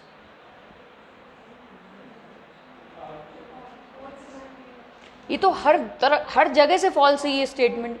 क्यू वारंटो याद आ रहा है तुम लोगों को? सिर्फ एक वही रिट था कि कोई और बंदा भी लगा सकता है, बाकी सब में तो अग्रीव पार्टी को जाना ही जाना पड़ेगा। तो ये तो कॉमन रिट्स हैं दोनों में, सुप्रीम कोर्ट में भी और हाई कोर्ट में भी। तो ऐसा तो कहीं भी नहीं है ना कि हाई कोर्ट में सिर्फ वही पार्टी जाएगी तो ही होगा या सुप्रीम कोर्ट में अपील से होगा, ऐसा कुछ भी नहीं है। ठीक है, high courts can issue writs not only for the purpose of enforcement of fundamental rights but also for other purpose, where supreme court can issue writs only for the purpose of enforcement of fundamental rights. ये true है, ये तो सबको पता है, ये true है। ठीक है, बच गए तुम लोग इस बार। ठीक है, अच्छा, मैंडेमस का क्या मतलब होता है? मैंडेमस का मुझे लिटरल मीनिंग बताना। We command. हिबियस कॉर्पस का to have the body of. Quo warranto का बाय व्हाट वारंट या बाय व्हाट अथॉरिटी। सर्चरी का टू बी सर्टिफाइड। ठीक है,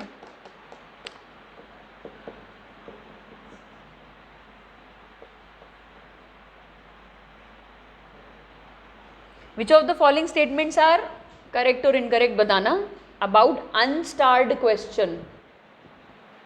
ठीक है, स्टार्ड क्वेश्चंस अनस्टार्ड क्वेश्चन पढ़े थे हमने।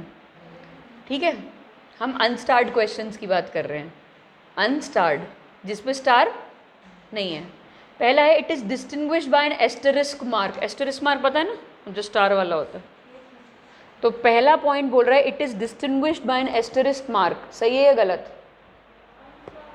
Unstarred false. आप सारे फॉल्स बोल रहे हैं इसको, क्योंकि एस्टरिस्क किस पे लगा होगा? स्टार्ड वाले पे लगा होगा। ठीक है, answer to such question is given orally.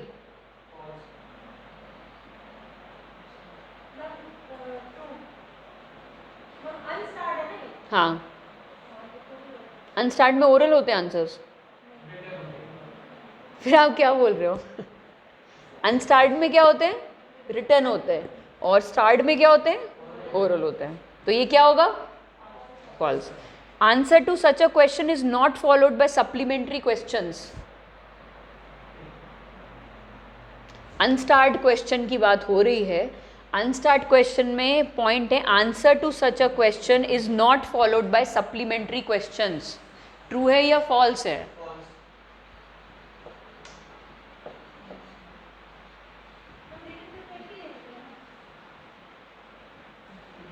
सोचो सोचो, हाँ सोचो आराम से, कोई बात नहीं, लेकिन सही बताना सोच के। मैं अनस्टार्ड क्वेश्चंस के बारे में पूछ रही हूँ। पॉइंट है answer to such a question is not followed by supplementary questions.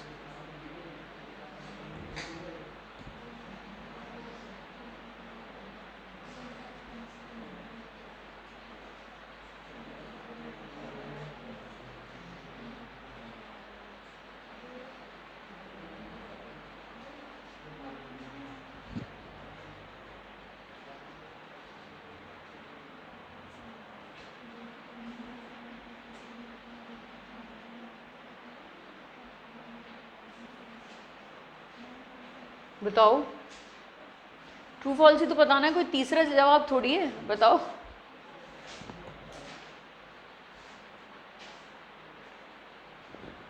True है या फॉल्स है? ट्रू है। बहुत बढ़िया, पहले फॉल्स था अब ट्रू हो गया इनका। बताओ। तो स्टार्ट रिटर्न होते हैं, अनस्टार्ट क्या होते हैं? मतलब क्या होते हैं आप बताओ तो। स्टार्ट क्या होते हैं? ओरली होते हैं। तो स्टार्ट में क्या हो सकता है? सप्लीमेंट्री क्वेश्चन पूछे जा सकते हैं। अनस्टार्ट क्या होते हैं? Return answer. उनमें सप्लीमेंट्री क्वेश्चन नहीं पूछा जाता। तो ये ट्रू है या फॉल्स है? फिर से पढ़ रही हूँ। Answers to such a question is not followed by supplementary questions. हाँ ठीक है, अब आगे समझ में। इसको ऐसे याद रखो, कुछ याद रखने की ज़रूरत नहीं है, सिर्फ इतना याद रखो एक स्टार बनाओ वहाँ पे और यहाँ पे ओ बना दो उसके ऊपर। ये बनाओ अपने साइड में बुक में। तो जब ये बना होगा तो सिर्फ ये याद रखना है आपको और उससे सारे सवाल कर लोगे। स्टार्ट में ओरल आंसर्स होते हैं, मतलब सप्लीमेंट्री क्वेश्चंस पूछे जा सकते हैं। इससे सारा उल्टा अनस्टार्ट का होगा। इसमें इतना कन्फ्यूजन कैसे हो रहा है?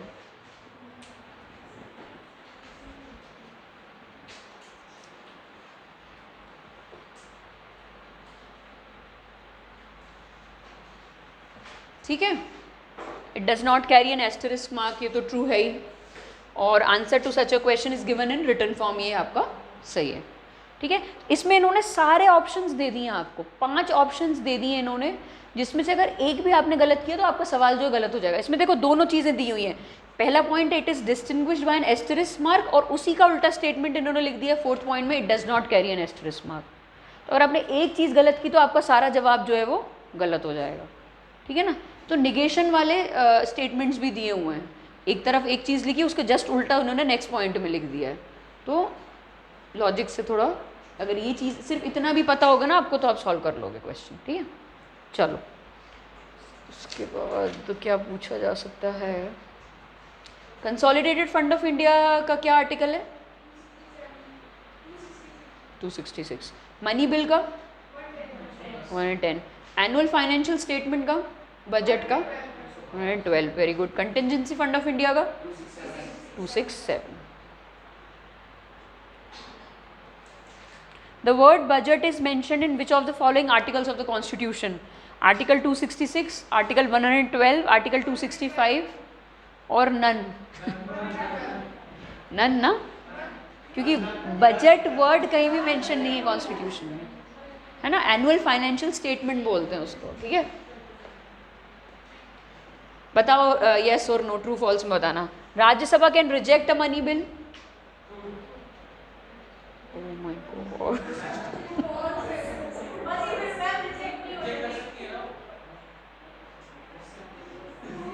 अनिकेत क्या कर रहे हो यार आप?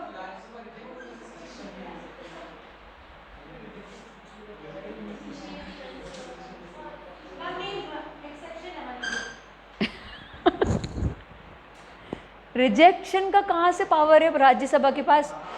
अमेंडमेंट सजेस्ट कर सकती है, लोकसभा उन अमेंडमेंट्स को एक्सेप्ट करे या रिजेक्ट करे, लेकिन राज्यसभा तो रिजेक्ट नहीं ना कर सकती. कम पढ़ो थोड़ा आप.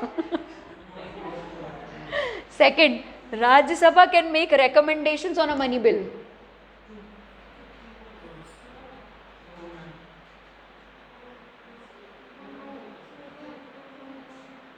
इनका सबसे आखिरी में आंसर आता है. Rajya Sabha can make recommendations to a money bill. False लग रहा है आपको? ट्रू है आंसर ना. recommendations तो दे ही सकता है. विद इन 14 days एक्सेप्ट करनी उसको करे, नहीं करनी लोकसभा को नहीं करे. तुम लोग को क्या हो रहा है यार? चलो तीसरा, Rajya Sabha can not reject a money bill. True और फॉल्स? ट्रू है नहीं, ये उसी का स्टेटमेंट इन्होंने निगेट कर दिया है. ठीक है, Rajya Sabha should return the money bill to the Lok Sabha within 14 days. True. Rajya Sabha can amend a money bill. Oh my god, false है ना. आ गया ना समझ में मनी बिल का क्या है? ठीक है ना. कोई एक बच्चा बता दो मनी बिल के बारे में, जो भी पता है उसे आप बता दो उठ के. चलो, अब मुझे ऐसे ही लेनी पड़ेगी तुम लोग की क्लास, क्योंकि ये जो पैसिव वाली बात हो रही ना ऐसे ऐसे करके, उससे मुझे गड़बड़ लग रहा है तुम लोग का. पिछली बार वाला बैच इतना नालायक नहीं था यार. नालायक ऐसे नहीं बोल रही हूँ मैं, मतलब पढ़ते थे ये जाके घर, अगर मैं बोलती थी तो. बताओ, बुरा मत मानना यार. नहीं बता सकते. आप बता दो मनी बिल के बारे में कुछ भी, जो भी आपको याद आ रहा है कि मनी बिल क्या होता है. हाँ बताओ. कोई बात नहीं. कर लो फ्रेम.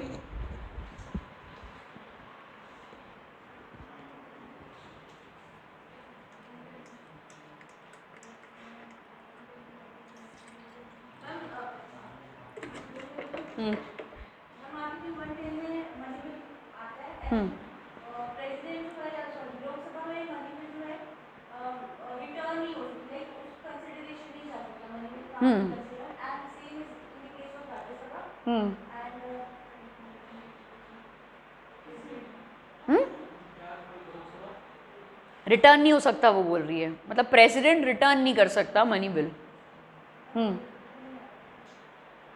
इतना ही याद आ रहा है. बिल्कुल.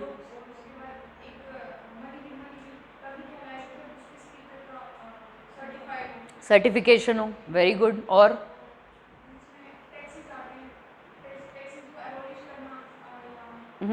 कम करना, या फिर आप कंसोलिडेटेड फंड से कोई आ रहा है पैसा जा रहा है उससे रिलेटेड होता है. और मनी बिल, और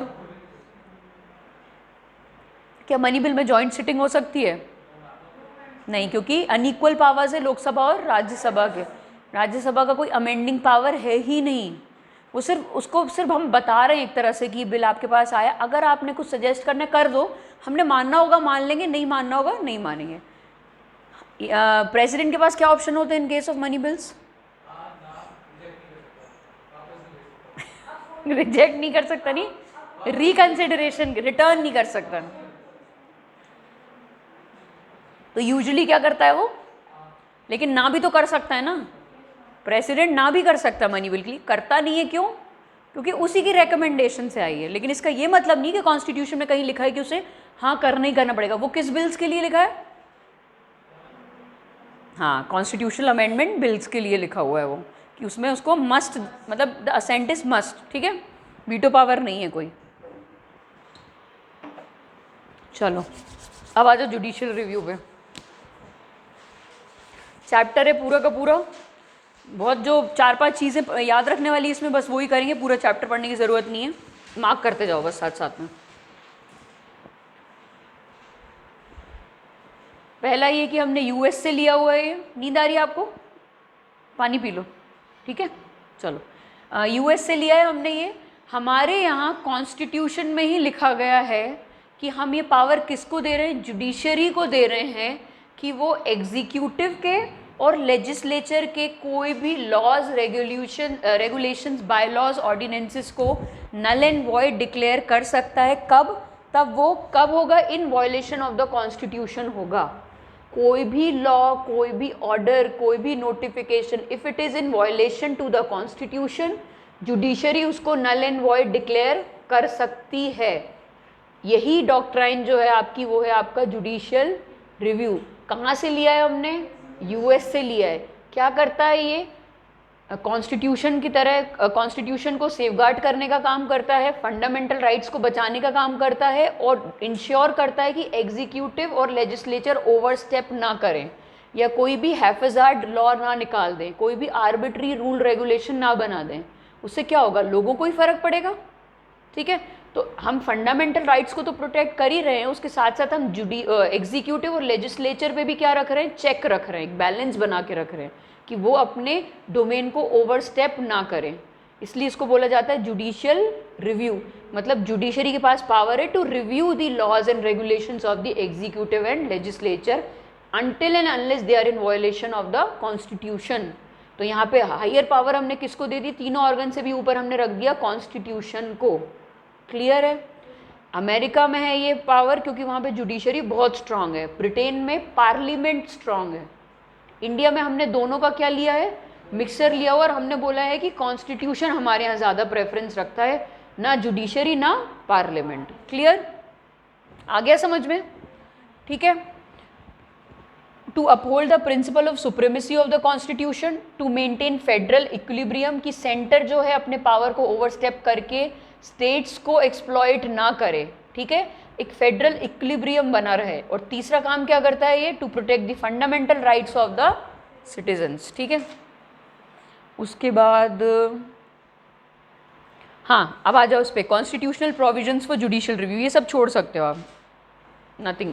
हमने क्या पावर दी है जुडिशरी को? क्या मेन फंक्शन दिया हुआ है कि आप लॉज को इंटरप्रेट करो और डिसीजन सुनाओ, ठीक है। इन सब में क्या करना है आपको? कॉन्स्टिट्यूशन को बचा के रखना है। अब आ जाइए constitutional provisions for judicial review. कहीं भी judicial review as such use नहीं किया गया है, मतलब जुडिशियल रिव्यू कहीं भी लिखा नहीं है कॉन्स्टिट्यूशन में। वो तो डिफरेंट आर्टिकल्स हैं, डिफरेंट जजमेंट्स हैं सुप्रीम कोर्ट के, जिससे हमने इंटरप्रेट किया है कि हाँ, इस डॉक्ट्राइन को हम इन्फोर्स करते हैं अपने पॉलिटी में, ठीक है। पहला है आपका आर्टिकल 13, वहाँ पे भी जुडिशियल रिव्यू का वर्ड मेंशन नहीं है, ठीक है। All laws that are inconsistent with और in derogation to the fundamental rights shall be null and void. Article 13 में किसी को कन्फ्यूजन तो नहीं है? ठीक है, फंडामेंटल राइट्स पार्ट 3 में आता है ये, ठीक है। आर्टिकल 32 में क्या किया हमने? राइट टू कॉन्स्टिट्यूशनल रेमेडीज किसको दिया हुआ है? सुप्रीम कोर्ट को दिया हुआ है। बोला गया है कि किसी का भी फंडामेंटल राइट वायलेट होगा तो आप डायरेक्टली कहाँ जा सकते हो? सुप्रीम कोर्ट जा सकते हो। सेम उसका करस्पॉन्डिंग 32 से 226 है, जो 11th पॉइंट में लिखा हुआ है। Article 226 empowers the high courts to issue directions or orders or writs for the enforcement of the fundamental rights, और इसके साथ साथ उसका रिट जुरिस्डिक्शन और बड़ा है, ना सिर्फ फंडामेंटल राइट्स बट और पर्पसेस के लिए भी रिट इशू कर सकता है। फिर आइए आर्टिकल 131, जिसमें ओरिजिनल जुरिस्डिक्शन आता है सुप्रीम कोर्ट का। मतलब फेडरल यूनिट्स के बीच में जितनी भी लड़ाइयाँ होंगी वो किस में आएंगी? इसके ओरिजिनल जुरिस्डिक्शन में आएंगी। आर्टिकल 132 अभी हमने पिछले चैप्टर में पढ़ा, appellate jurisdiction of supreme Court, civil cases में, क्रिमिनल केसेस में, कॉन्स्टिट्यूशनल केसेस में, ठीक है। उसके बाद आर्टिकल 133 आता है, जो appellate jurisdiction of the supreme Court civil cases में देखता है। 132 जो है वो कॉन्स्टिट्यूशनल केसेस में देखता था, और 134 जो है वो क्रिमिनल केसेस में देखता है।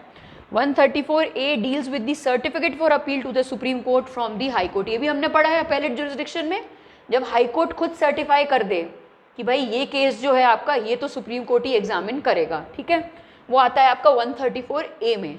फिर आइए article 135, it empowers the supreme Court to exercise the jurisdiction and powers of the Federal Court under any pre constitution law. Since Federal Court इसका प्रेडेसेसर था, इसलिए जितने भी रूल्स और फंक्शंस फेडरल कोर्ट के थे वो तो बाय डिफॉल्ट किसके पास आए हैं, सुप्रीम कोर्ट के पास आए। तो कोई भी प्री कॉन्स्टिट्यूशन लॉ है उसकी इन्फोर्समेंट भी जो है, उसकी इम्प्लीमेंटेशन भी है, वो कौन देखेगा, सुप्रीम कोर्ट देखेगा। फिर आया आपका स्पेशल ग्रांड लीव 136। 143 पे आया एडवाइजरी जुरिस्डिक्शन, प्रेसिडेंट कहीं भी एडवाइस ले सकता है, ओपिनियन ले सकता है सुप्रीम कोर्ट की। फिर आया 226 जो है judicial review of high courts. फिर आया 227, अब हाई कोर्ट्स के पास भी पावर ऑफ सुपरिटेंडेंस है, जैसे सुप्रीम कोर्ट के पास था पावर ऑफ सुपरिटेंडेंस वैसे ही हाई कोर्ट के पास भी है। हाई कोर्ट के पास विद इन द स्टेट होगा, सुप्रीम कोर्ट के पास within the entire territory of India होगा। ठीक है, क्लियर है। उसके बाद आइए 245 जो कि कहता है आपका territorial extent of laws made by Parliament and by the legislature of states. Territorial extent मतलब स्टेट का है तो आप स्टेट के अंदर ही लॉ बनाओगे, अगर पार्लियामेंट का लॉ है तो वो पूरी कंट्री में बनेगा। ठीक है, उसके बाद आइए 246 जो कि सब्जेक्ट मैटर देखता है आपका कौन सी लिस्ट में क्या क्या है। फिर 251 और 254 है that in case of a conflict, अगर कंकरेंट लिस्ट में कॉन्फ्लिक्ट है स्टेट और यूनियन लॉ में तो कौन जीतेगा, यूनियन लॉ आपका जीतेगा। और 372 आता है जो प्री कॉन्स्टिट्यूशन लॉज थे वो अभी भी कंटिन्यू हो सकते हैं, उनमें नया लॉ बन सकता है। जुडिशियल रिव्यू अगर आपसे बात की जाती है तो आपको मेन चीज़ें, ये सारे आर्टिकल्स याद रखने की ज़रूरत नहीं है। आप सबसे पहले 13, 32 और 226 ये 3 आर्टिकल तो आपके दिमाग में आएंगे ही आएंगे, क्लियर है, इसमें तो कोई डाउट नहीं है। फिर उसके बाद सोचो थोड़ा और दिमाग लगा के कि सुप्रीम कोर्ट के जितने भी जुरिस्डिक्शन थे वो उन जुरिस्डिक्शन को भी तो यूज़ कर सकता है ना किसी भी लॉ को रिव्यू करने के लिए। सिमिलरली हाई कोर्ट के जो जुरिस्डिक्शन है वो उनको भी यूज़ कर सकते हैं, तो फिर आप आंसर अपना बढ़ा सकते हो। ये 3 आर्टिकल्स लिखने के बाद आप भले ही बाकी आर्टिकल्स के नंबर लिखो या नहीं लिखो, या सिर्फ जुरिस्डिक्शन करके एडवाइजरी और ये सब लिख दो तो भी चल जाएगा, बट 13, 32 और 226 तो आपको आंसर में मेंशन करनी है अगर जुडिशियल रिव्यू का कोई आंसर आता है तो। ये आपसे in relation to the current affairs ही पूछेंगे, कभी भी डायरेक्ट क्वेश्चन नहीं पूछेंगे। ठीक है, कोई केस मेंशन कर दिया इन्होंने जो रिसेंटली चल रहा होगा तो आपको फिर एग्जैक्ट पता होना चाहिए कि भाई ये जुडिशियल रिव्यू का वो था, इंटेंशन था, जुडिशरी ने इसको रिव्यू किया था, तो उस पर फिर हम जुडिशियल रिव्यू डाल सकते हैं। तो उसका ये मतलब है कि हम आर्टिकल 13 भी डाल सकते हैं, 226 भी डाल सकते हैं, 32 भी डाल सकते हैं। इंट्रोडक्शन में डालना है इंट्रोडक्शन में डाल दो, कंक्लूजन में डालना है कंक्लूजन में डाल दो। ठीक है, आगे समझ में। पॉलिटी का पेपर मेंस तो ऐसा ही आएगा, total current affairs 70-80% current affairs. ठीक है, तो उसी से रिलेशन में वो पूछते हैं आपसे सवाल। चलो, उसके बाद स्कोप ऑफ जुडिशियल रिव्यू। हाँ, अब इंडिया में हमने उस दिन भी पढ़ा था, पहले यूएस में ड्यू प्रोसेस ऑफ लॉ होता है, इंडिया में प्रोसीजर स्टैब्लिश्ड बाय लॉ होता था। कहाँ से लिया हमने, जापान से लिया है, procedure established by law. Due process of law जो है वो यूएस का कॉन्सेप्ट है, क्योंकि वहाँ पे जुडिशरी का जो है ना पावर बहुत वाइड है एज़ कम्पेयर टू इंडिया, और सेपरेशन ऑफ पावर्स हैं। तो जब यहाँ पे बात होती है कि प्रोसीजर स्टैब्लिश्ड बाय लॉ, तो वो एक बहुत नैरो स्कोप वाला डॉक्ट्राइन है। प्रोसीजर स्टैब्लिश्ड बाय लॉ में हम किसी भी लॉ को वैलिड या इनवैलिड सिर्फ इस बेसिस पे करार दे देते कि उसने सही प्रोसीजर तो फॉलो किया है ना, वो अथॉरिटी तो सही है ना, उसकी अथॉरिटी के मैंडेट में ये चीज़ आती थी या नहीं आती थी, ये इसका फंक्शन था या नहीं था, या इस अथॉरिटी ने ओवर स्टेप तो नहीं कर दिया अपना जुरिस्डिक्शन। बस ये सारी चीज़ें देख के हम बोल देते कि ये लॉ आपका वैलिड है या लॉ आपका इनवैलिड है। हम इससे ऊपर और आगे बढ़े, अमेरिकन से हमने कॉन्सेप्ट लिया, वो लिया ड्यू प्रोसेस ऑफ लॉ। इसमें हम प्रोसीजर तो देखेंगे ही देखेंगे, लेकिन इसके साथ साथ हम उसका इंटेंशन भी देखते हैं कि ये लॉ रीजनेबल है, फेयर है, किसी particular section of the society के अगेंस्ट तो नहीं है, आर्बिट्री तो नहीं है, या किसी की डिग्निटी या राइट टू लाइफ तो नहीं छीना इस लॉ ने। तो ये सारी चीज़ें भी हम देखते हैं अपार्ट फ्रॉम प्रोसीजर। तो ये थोड़ा वाइडर कॉन्सेप्ट है as compared to procedure established by law. Starting के केसेस में जब सुप्रीम कोर्ट नया नया बना था तब प्रोसीजर स्टैब्लिश बाय लॉ होता था, फिर जब मेनका गांधी का केस आया तो वहाँ पे हमने ड्यू प्रोसेस ऑफ लॉ को यूज़ किया, वो पासपोर्ट वाला केस जो मैंने आप लोगों को समझाया था। ठीक है, क्लियर। चलिए, उसके बाद 9th शेड्यूल याद आ रहा है, क्या है 9th शेड्यूल, जोर से बोलो थोड़ा। हाँ, उन लॉज एंड एक्ट्स का जिसको हमने 9th शेड्यूल में डाला है वो बच जाते हैं किससे, जुडिशियल रिव्यू से। तो वो बेसिकली क्यों आ रहा था, जब आपके लैंड रिफॉर्म्स आया था, जो राइट टू प्रॉपर्टी के लिए चैलेंज करने के लिए पहुंच गए थे सारे, तो हमने बोला एक काम करते हैं, एक नया शेड्यूल बना देते हैं और उसमें उन लॉज को डाल देते हैं जो चैलेंज नहीं किए जा सकते। क्यों, क्योंकि हम सोशल वेलफेयर को ज़्यादा इंपॉर्टेंस दे रहे हैं रादर देन फंडामेंटल राइट्स को। लेकिन उसके बाद आया आपका आयर कोलो केस 2007 में, उसने बोला कि भाई 24 April 1973 which is the date of basic structure of the constitution, Kesavananda case. उससे पहले आप भूल जाओ, उससे बाद वाले सारे लॉज जितने भी इस 9 शेड्यूल में किए गए हैं ऐड, वो भी they will be open to judicial review if they threaten the basic structure of the constitution. मतलब जो डॉक्ट्राइन है बेसिक स्ट्रक्चर की, उसको हमें इंटैक्ट रखना है, ठीक है ना, क्लियर? क्योंकि मिसयूज़ होना स्टार्ट हो गया था शेड्यूल 9 का। उसके बाद ये सारा यार छोड़ सकते हो, राइट्स टेस्ट, कॉन्सिक्वेंस टेस्ट, वो सब आप छोड़ सकते हो, इतना कुछ इसमें पढ़ने की ज़रूरत नहीं है। It's more towards law side, इतना पढ़ने की ज़रूरत नहीं है। जुडिशियल रिव्यू पे 4 लाइन लिखने आए तो लिख सकते हो, 40 लाइन लिखने आए तो भी लिखनी आनी चाहिए, और एक पूरा आंसर लिखने आए तो भी आना चाहिए, बात वो है, ठीक है ना। और क्या क्या लिख सकते हो जुडिशियल रिव्यू में? जुडिशियल रिव्यू में आप वो वाला एग्जाम्पल दे सकते हो, नेशनल जुडिशियल अपॉइंटमेंट्स कमीशन वाला। रिव्यू ही तो किया ना जुडिशरी ने, उसने बोला हमें एग्जीक्यूटिव चाहिए ही नहीं, जुडिशियल सुप्रीमेसी मेंटेन हो गई वहाँ पे। और कुछ भी, आप कोई भी जो रिसेंट में केस चल रहा होगा ना, उसका किसी का भी एग्जाम्पल आप दे सकते हो, किसी का भी एग्जाम्पल दे सकते हो। अगर आपको लग रहा है कि पहले कोई लॉ आर्बिट्री बन गया था, ठीक है, और उसको ठीक किया है किसने? जुडिशरी ने। ऐसे आपको 1000 केसेस मिल जाएंगे पिछले 3 या 4 सालों में भी, जो अच्छे हैं, जिनके बारे में 3-3, 4-4 लाइन लिखी जाती है। ये रिसर्च करो जहाँ से भी करना है, legaladvisor.com या फिर आपको नॉर्मल बायजूस पे या कहीं भी मिल जाएगा। उन केसेस के नोट्स पहले ही बना के रख लो, ठीक है। कम से कम 10 ऐसे केसेस, नाम अब भले ही याद नहीं आ रहा है, नाम वर्सेस वगैरह याद करने की ज़रूरत नहीं है, लेकिन आप जनरलाइज्ड उसको लिख सको, अपने ऐसे में भी डाल सको, वो पहले ही नोट्स बना के रख लो। रिसेंट में जो भी हुआ है, इसमें बहुत सारे केसेस आपको मिल जाएंगे। डोमेस्टिक वायलेंस पे केस मिल जाएगा, कि पहले मैरिटल रेप पे केस मिल जाएगा, कि उसको अभी भी इंडिया में लीगली माना जाता है। ये सारी चीज़ें लिख लो पहले ही, तो आपके दोनों व्यू पॉइंट्स होने चाहिए आपके आंसर में, पॉजिटिव्स भी होने चाहिए और नेगेटिव्स भी होने चाहिए, ठीक है ना। तो ये थोड़ा बना के रख लोगे तो एग्ज़ाम टाइम टेंशन नहीं होगी। अभी से बना के रख लो थोड़े थोड़े पॉइंट्स। पेपर में या करंट अफेयर्स में कहीं भी कोई केस ऐसा मिलता है आपको जहाँ पे आपको लगता है जुडिशरी ने अच्छा स्टैंड लिया है और जुडिशरी ने एग्जीक्यूटिव के या किसी लेजिस्लेचर के लॉ को चेंज करने की कोशिश की है। क्या?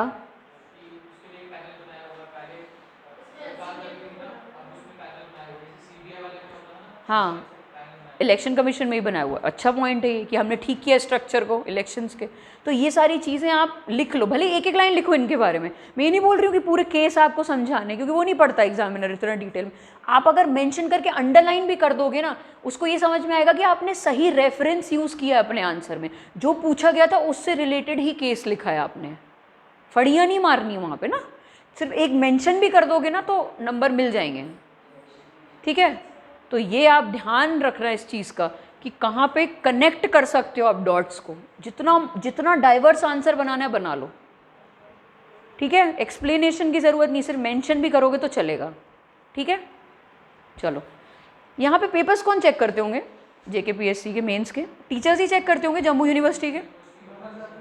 बाहर तो नहीं जाते होंगे यहाँ से, स्टेट के बाहर तो मुझे नहीं लगता जाता होगा।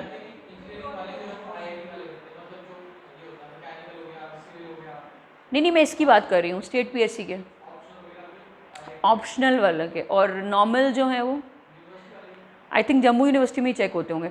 तो ठीक है ना।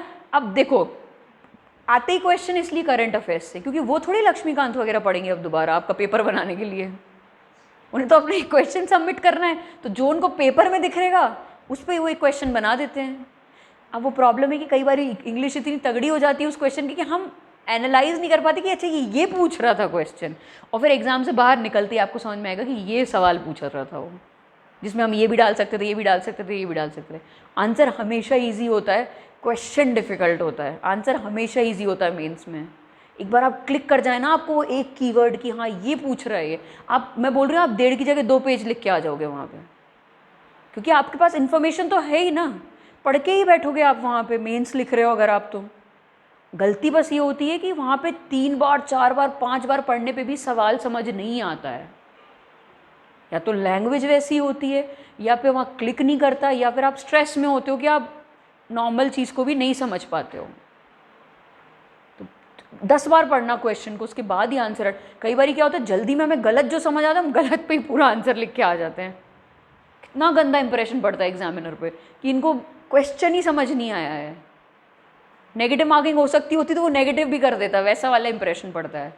तो ये सारी इंपॉर्टेंट चीज़ें हैं, बहुत ही काम माइंड से जाओगे ना तो क्वेश्चन समझ आ जाएगा। कई बार नहीं आता तो उसको छोड़ दो, क्या पता बाद 1 घंटे बाद 2 घंटे बाद आपको पेपर लिखते लिखते क्लिक हो जाए कि ये बोल रहे हो। लेकिन गलत मत लिखना, मिस इंटरप्रेट मत करना क्वेश्चन को जल्दी जल्दी में। आपको सब आता होगा वहाँ पे, जब बैठोगे पॉलिटी के पेपर में सब आएगा आपको, अगर आप करंट अफेयर्स पढ़ के बैठे हो तो, और ये किताब पढ़ के बैठे हो तो। कुछ नहीं है इसके बाहर, कुछ भी नहीं है। लेकिन बस कनेक्ट करना आना चाहिए कि हाँ वो विजन में वो पढ़ा था, वो यहाँ पे लिख देता हूँ, वो चीज़ आनी चाहिए।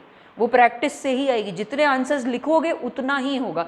ऐसे तो आप कितनी बार भी पढ़ लो, आंसर नहीं लिखोगे तो यूजलेस है मेंस में बैठना, यूजलेस। कोई कितना भी पढ़ा लिखा होगा वहाँ पे आंसर नहीं लिख पाता जल्दी जल्दी में। इसलिए प्लीज़ पढ़ो भी वैसे कि हाँ आंसर के तौर पे ही पढ़ रहे हैं कि हाँ ये सवाल आ जाएगा तो मैं ये पॉइंट लिख दूंगा। कुछ अलग दिखेगा आपके आंसर में तो वो डेफिनेटली मार्क्स देता है यार, आ जाते हैं नंबर। ऐसा नहीं है कि डरा के धमका के रखना, नहीं आते, आ जाएंगे नंबर। लेकिन बस यही है कि थोड़ा सा अपने आंसर को डाइवर्स बनाने की कोशिश करो, यहाँ से भी कुछ उठा लिया, यहाँ से भी कुछ उठा, तो वो उससे आपका क्या आंसर हो जाएगा, थोड़ा सा यूनिक हो जाएगा। इतना तो मैं नहीं बोल रही कि खतरनाक यूनिक बनाना है, क्योंकि वो होता नहीं पॉसिबल। लेकिन हाँ 1 आध 2 पॉइंट ऐसा आप कुछ लिख दोगे तो आंसर आपका यूनिक हो जाएगा। पिछले 4-5 बच्चों से या अगली कॉपियों में उसको वो चीज़ नहीं दिखेगी जो आपके कॉपी में दिखी है। और जब जम्मू यूनिवर्सिटी के प्रोफेसर्स चेक कर रहे हैं तो इतना कोई वो खतरनाक वो भी नहीं है कि हाँ बहुत ही खतरनाक सा आंसर लिखना हो। मतलब अगर आप एवरेज आंसर भी लिख सकते हो ना और कोई एक चीज़ डाल दो तो आप अच्छा स्कोर ला सकते हो मेंस में। सिर्फ प्रीलिम्स क्लियर करने का तो वैसे कोई फ़ायदा नहीं है ना। तो पढ़ो भी वैसे ही, एनालाइज कर करके पढ़ो, ठीक है। आ गया समझ में? चलो अब जुडिशियल एक्टिविज्म क्या होता है। एक्टिविज्म मतलब एक्टिव रोल ले रहा है, कौन ले रहा है, जुडिशरी ले रही है। जुडिशरी भाई उसको पता है मेरी औकात सिर्फ इंटरप्रेट करने की है, लॉ बनाने का काम नहीं है मेरा सिर्फ क्या है, इंटरप्रिटेशन का है। कोई चीज़ अगर गलत बना रहा है तो मैं उसको ठीक कर सकता हूँ, किसी को कोई चीज़ समझ नहीं आ रही है तो मैं उसे इंटरप्रेट कर सकता हूँ, एनालाइज कर सकता हूँ, किसी लॉ को एग्जामिन कर सकता हूँ। बस एक्चुअली में तो यही है ना मैंडेट जुडिशरी का।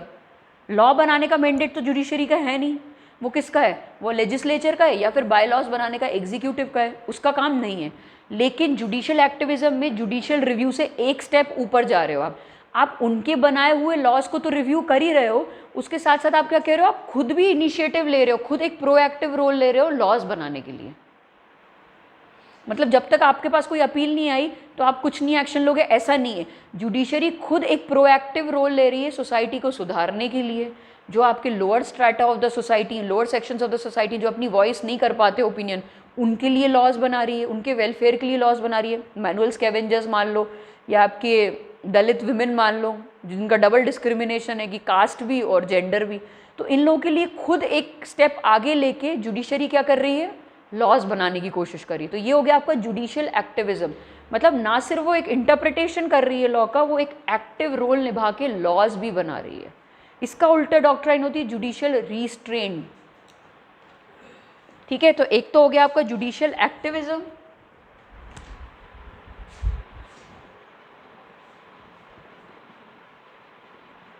और एक हो गया आपका इसी का उल्टा डॉक्ट्राइन है, वो है आपका जुडिशियल रीस्ट्रेन। रीस्ट्रेन में क्या बोल रहा है, रीस्ट्रेन में सुप्रीम कोर्ट बोल रहा है कि आपको ओवरस्टेप करने की ज़रूरत नहीं, आप अपने दायरे में ही रहो, आपको एग्जीक्यूटिव और लेजिस्लेचर का काम करने की ज़रूरत नहीं है, आप चुप करके इंटरप्रेट करो लॉज को बस। और इसी का उल्टा क्या है, जब जुडिशरी एक कदम आगे बढ़ जाए और क्या करे, खुद लॉज बनाने लग जाए। ठीक है, फिर उसके बाद देख लेते हैं पब्लिक इंटरेस्ट लिटिगेशन। तो जो PIL है आपका वो इसी का रिजल्ट है, किसका, जुडिशियल। नहीं खत्म नहीं हुआ है चैप्टर, पहले पेज पे हूँ अभी मैं जुडिशियल एक्टिविज्म के। PIL नाम आया इसलिए समझा रही हूँ। PIL हो गया आपका पब्लिक इंटरेस्ट लिटिगेशन।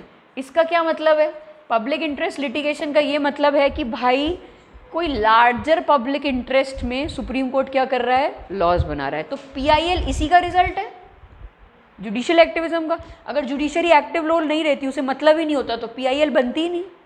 तो PIL बेसिकली हो गया, it is the result of judicial activism. जब जुडिशरी ने एक्टिव रोल अपनाया और उसने क्या करना शुरू कर दिया, खुद लॉज बनाने शुरू कर दिए, या एग्जीक्यूटिव या लेजिस्लेचर को ऑर्डर देना शुरू कर दिया कि हाँ इस पर तुरंत के तुरंत या इस पर 1 महीने के अंदर लॉ बनाइए।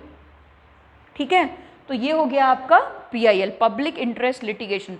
जो आपके गरीब लोग होते हैं, जिनकी क्लासेस लो होती है, जो खुद सुप्रीम कोर्ट जाके अपने लिए लड़ नहीं सकते, उनके लिए कोई एक सोशल एक्टिविस्ट आता है या जुडिशरी खुद एक स्टेप लेती है और बोलती है चल इनके लिए मैं लॉ बना देता हूँ, इनके वेलफेयर के लिए मैं लॉ बना देता हूँ। ठीक है, वो था आपका पब्लिक इंटरेस्ट लिटिगेशन। कोई भी जा सकता है। क्या हुआ, पानी पीना है? पी लो ना तो यार।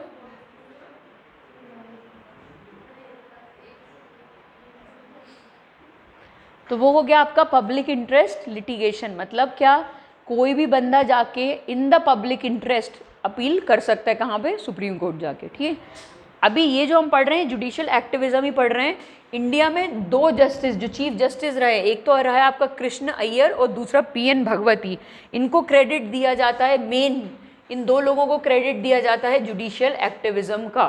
ठीक है, जो ये डॉक्ट्राइन आई है इंडिया में वो US से आई है, और ये इस PN भगवती और कृष्ण अय्यर का नाम आप लिख सकते हो। ठीक है, ये पढ़ो ज़रा फर्स्ट पैराग्राफ, जोर से पढ़े कोई एक बच्चा, जिसको नींद आ रही है वो पढ़े। इनको बोलना पढ़ने के लिए, आप पढ़ो। ये पढ़ो, judicial activism denotes the proactive role. पढ़ो, मीनिंग ऑफ जुडिशियल एक्टिविज्म।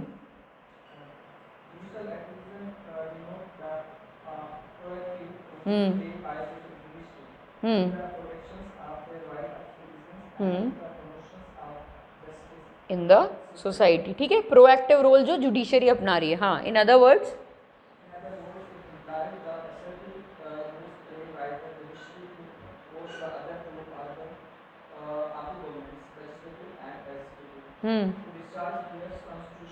ठीक है, आ गया समझ में। तो प्रोएक्टिव रोल कौन ले रहा है, जुडिशरी ले रही है। ठीक है, उसके बाद थर्ड पॉइंट पढ़ो।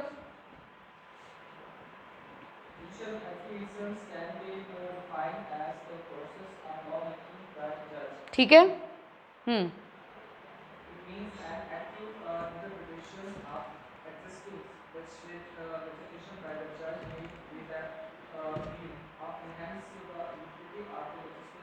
और सोशल बेटरमेंट। बस, तो कीवर्ड्स दिख रहे हैं ना यहाँ पे। सोशल बेटरमेंट लिखोगे कि आप सोसाइटी के लार्जर इंटरेस्ट के लिए क्या कर रहे हो, जुडिशरी खुद जो है वो लॉज बना रही है, या फिर जुडिशरी एग्जीक्यूटिव और लेजिस्लेचर को बोल रही है, ऑर्डर दे रही है कि इन पे लॉज बनाओ। ठीक है, या इन पे लॉ को अपडेट करो। आ गया समझ में। फिर पढ़ो last paragraph, the concept of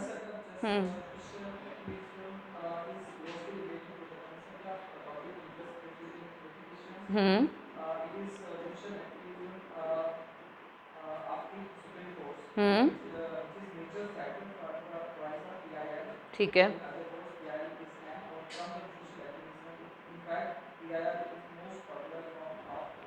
आ गया समझ में। तो PIL किसका रिजल्ट है, जुडिशियल एक्टिविज्म का रिजल्ट है। ठीक है, अब डिफरेंस एक बार देख लो जुडिशियल रिव्यू में और जुडिशियल एक्टिविज्म में।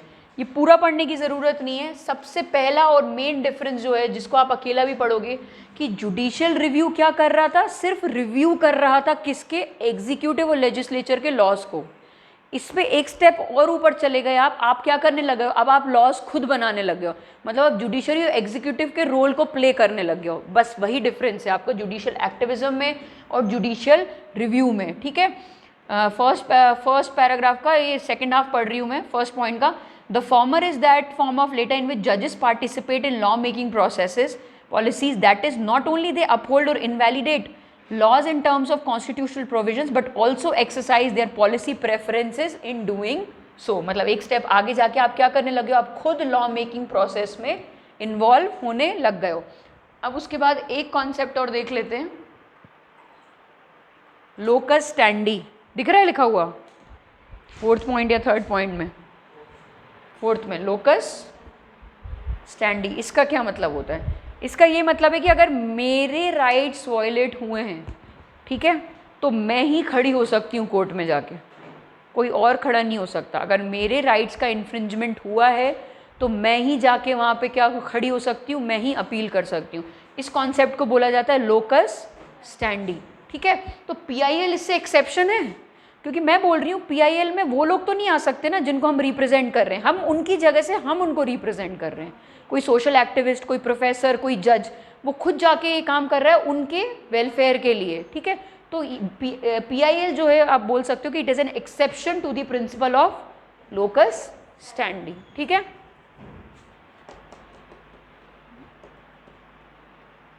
उसके बाद आ जाइए जस्टिफिकेशन ऑफ जुडिशियल एक्टिविज्म, दिख रहा है हेडिंग। इसका पहला पॉइंट पढ़ रही हूँ मैं। There is near collapse of the responsible government when the legislature and executive fail to discharge their respective functions. This results in erosion of the confidence in the constitution and democracy among the citizens. इसलिए बोला जाता है कि फिर judiciary overstep करती है। तीसरा point, judicial enthusiasm, that is the जजेस like to participate in social reforms. एक कुछ ज़्यादा ही इंथुसियास्टिक हैं जजेस और वो खुद से चाहते हैं कि हम सोशल रिफॉर्म्स में पार्ट लें। सेकंड पॉइंट कह रहा है the citizens of the country look up to the judiciary for the protection of their rights and freedoms. इसलिए जुडिशियल एक्टिविज्म होता है क्योंकि हम भरोसे के साथ देखते हैं जुडिशरी को कि हाँ हम यहाँ जाएंगे तो यहाँ तो इंसाफ मिल ही जाएगा, यहाँ तो जस्टिस जो है वो मिल ही जाएगा। तो एक ट्रस्ट बना हुआ है लोगों का जुडिशरी के सपोर्ट में, तो वो उस रोल को अच्छी तरह से निभाता है और खुद हेल्प करता है लोगों की एग्जीक्यूटिव और लेजिस्लेचर के गलत डिसीजंस को ठीक करने में, ठीक है, क्लियर। उसके बाद ये सब छोड़ सकते हो यार, कुछ भी नहीं है इसमें, लीव ऑल दिस। अब आ जाइए judicial activism versus judicial restraint, जो मैंने आपको बताया। रिस्ट्रेंट का क्या मतलब है कि भाई जजेस का जो रोल है वो क्या करने का, इंटरप्रिटेशन का है, वो उसी पे स्टिक करें, वो ओवरस्टेप ना करें। Those who subscribe to judicial restraint contend that the role of judges should be scrupulously limited. Their job is merely to say what the law is, leaving the business of lawmaking where it properly belongs, that is with the legislators and the executives. ठीक है। फिर supreme court ने भी यही observe किया है कि भाई सुप्रीम कोर्ट ने भी क्लियरली बोला है कि ओवरस्टेप नहीं करना चाहिए जुडिशरी को, अपने डोमेन में रहकर काम करना चाहिए, एग्जीक्यूटिव और लेजिस्लेचर के बीच में नहीं आना चाहिए। तभी इंडिया में स्ट्रिक्ट सेपरेशन ऑफ पावर्स नहीं है, एक दूसरे पे चेक को बैलेंस बना के ही डेमोक्रेसी चलती है, ठीक है। वाइल डिलीवरिंग अ जजमेंट, ये नेक्स्ट पेज पे 28.5 में सुप्रीम कोर्ट ऑब्जर्वेशंस के under, while delivering a judgment in December 2007 the supreme Court of India called for judicial restraint and asked courts not to take over the functions of the legislature or the executive, saying there is a broad separation of powers under the constitution and each organ of the state must have respect for others and should not encroach on others domain, ठीक है। तो वो बोल रहे हैं कि misuse नहीं करना चाहिए आपको अपना जुडिशियल एक्टिविज्म, ठीक है, कि आप ओवरस्टेप करते जाओ बार बार। बहुत ही रेयर केसेस में या बहुत ही लार्जर पब्लिक इंटरेस्ट है उस केस में आपको ये काम करना चाहिए। आ गया समझ में? ये हो गया आपका जुडिशियल, ये कीवर्ड समझ में आ गया। जुडिशियल एक्टिविज्म क्या है, रिस्ट्रेंट क्या है, जुडिशियल रिव्यू क्या है। अब आइए पब्लिक इंटरेस्ट लिटिगेशन में। इंडिया में PN भगवती को बोला जाता है father of public interest litigation, Pioneer बोला जाता है उसको, फादर बोला जाता है, ठीक है। PN Bhagwati, justice PN Bhagwati, उसके साथ साथ कृष्ण अय्यर ने भी बहुत काम किया है, ठीक है। इसको सोशल इंटरेस्ट लिटिगेशन भी बोलते हैं, सोशल एक्शन लिटिगेशन भी बोलते हैं, या क्लास एक्शन लिटिगेशन भी बोलते हैं। मैं पढ़ रही हूँ इसको, जो तीसरी लाइन पे लोकस स्टैंडी दिख रहा है लिखा हुआ, मीनिंग ऑफ PIL में, the introduction of PIL in India was facilitated by the relaxation of the traditional rule of locus standi. According to this rule, only that person whose rights are infringed alone can move the court for the remedies, whereas PIL is an exception to this traditional rule. आ गया समझ में? locus standi सबको समझ में आ गया। Public interest litigation उसका exception है कि वो उसके साथ क्या करता है, निगेट करता है इस कॉन्सेप्ट के साथ। लोकस स्टैंडी में सिर्फ वही बंदा जा सकता है, पब्लिक इंटरेस्ट लिटिगेशन में कोई भी फाइल कर सकता है in the interest of public.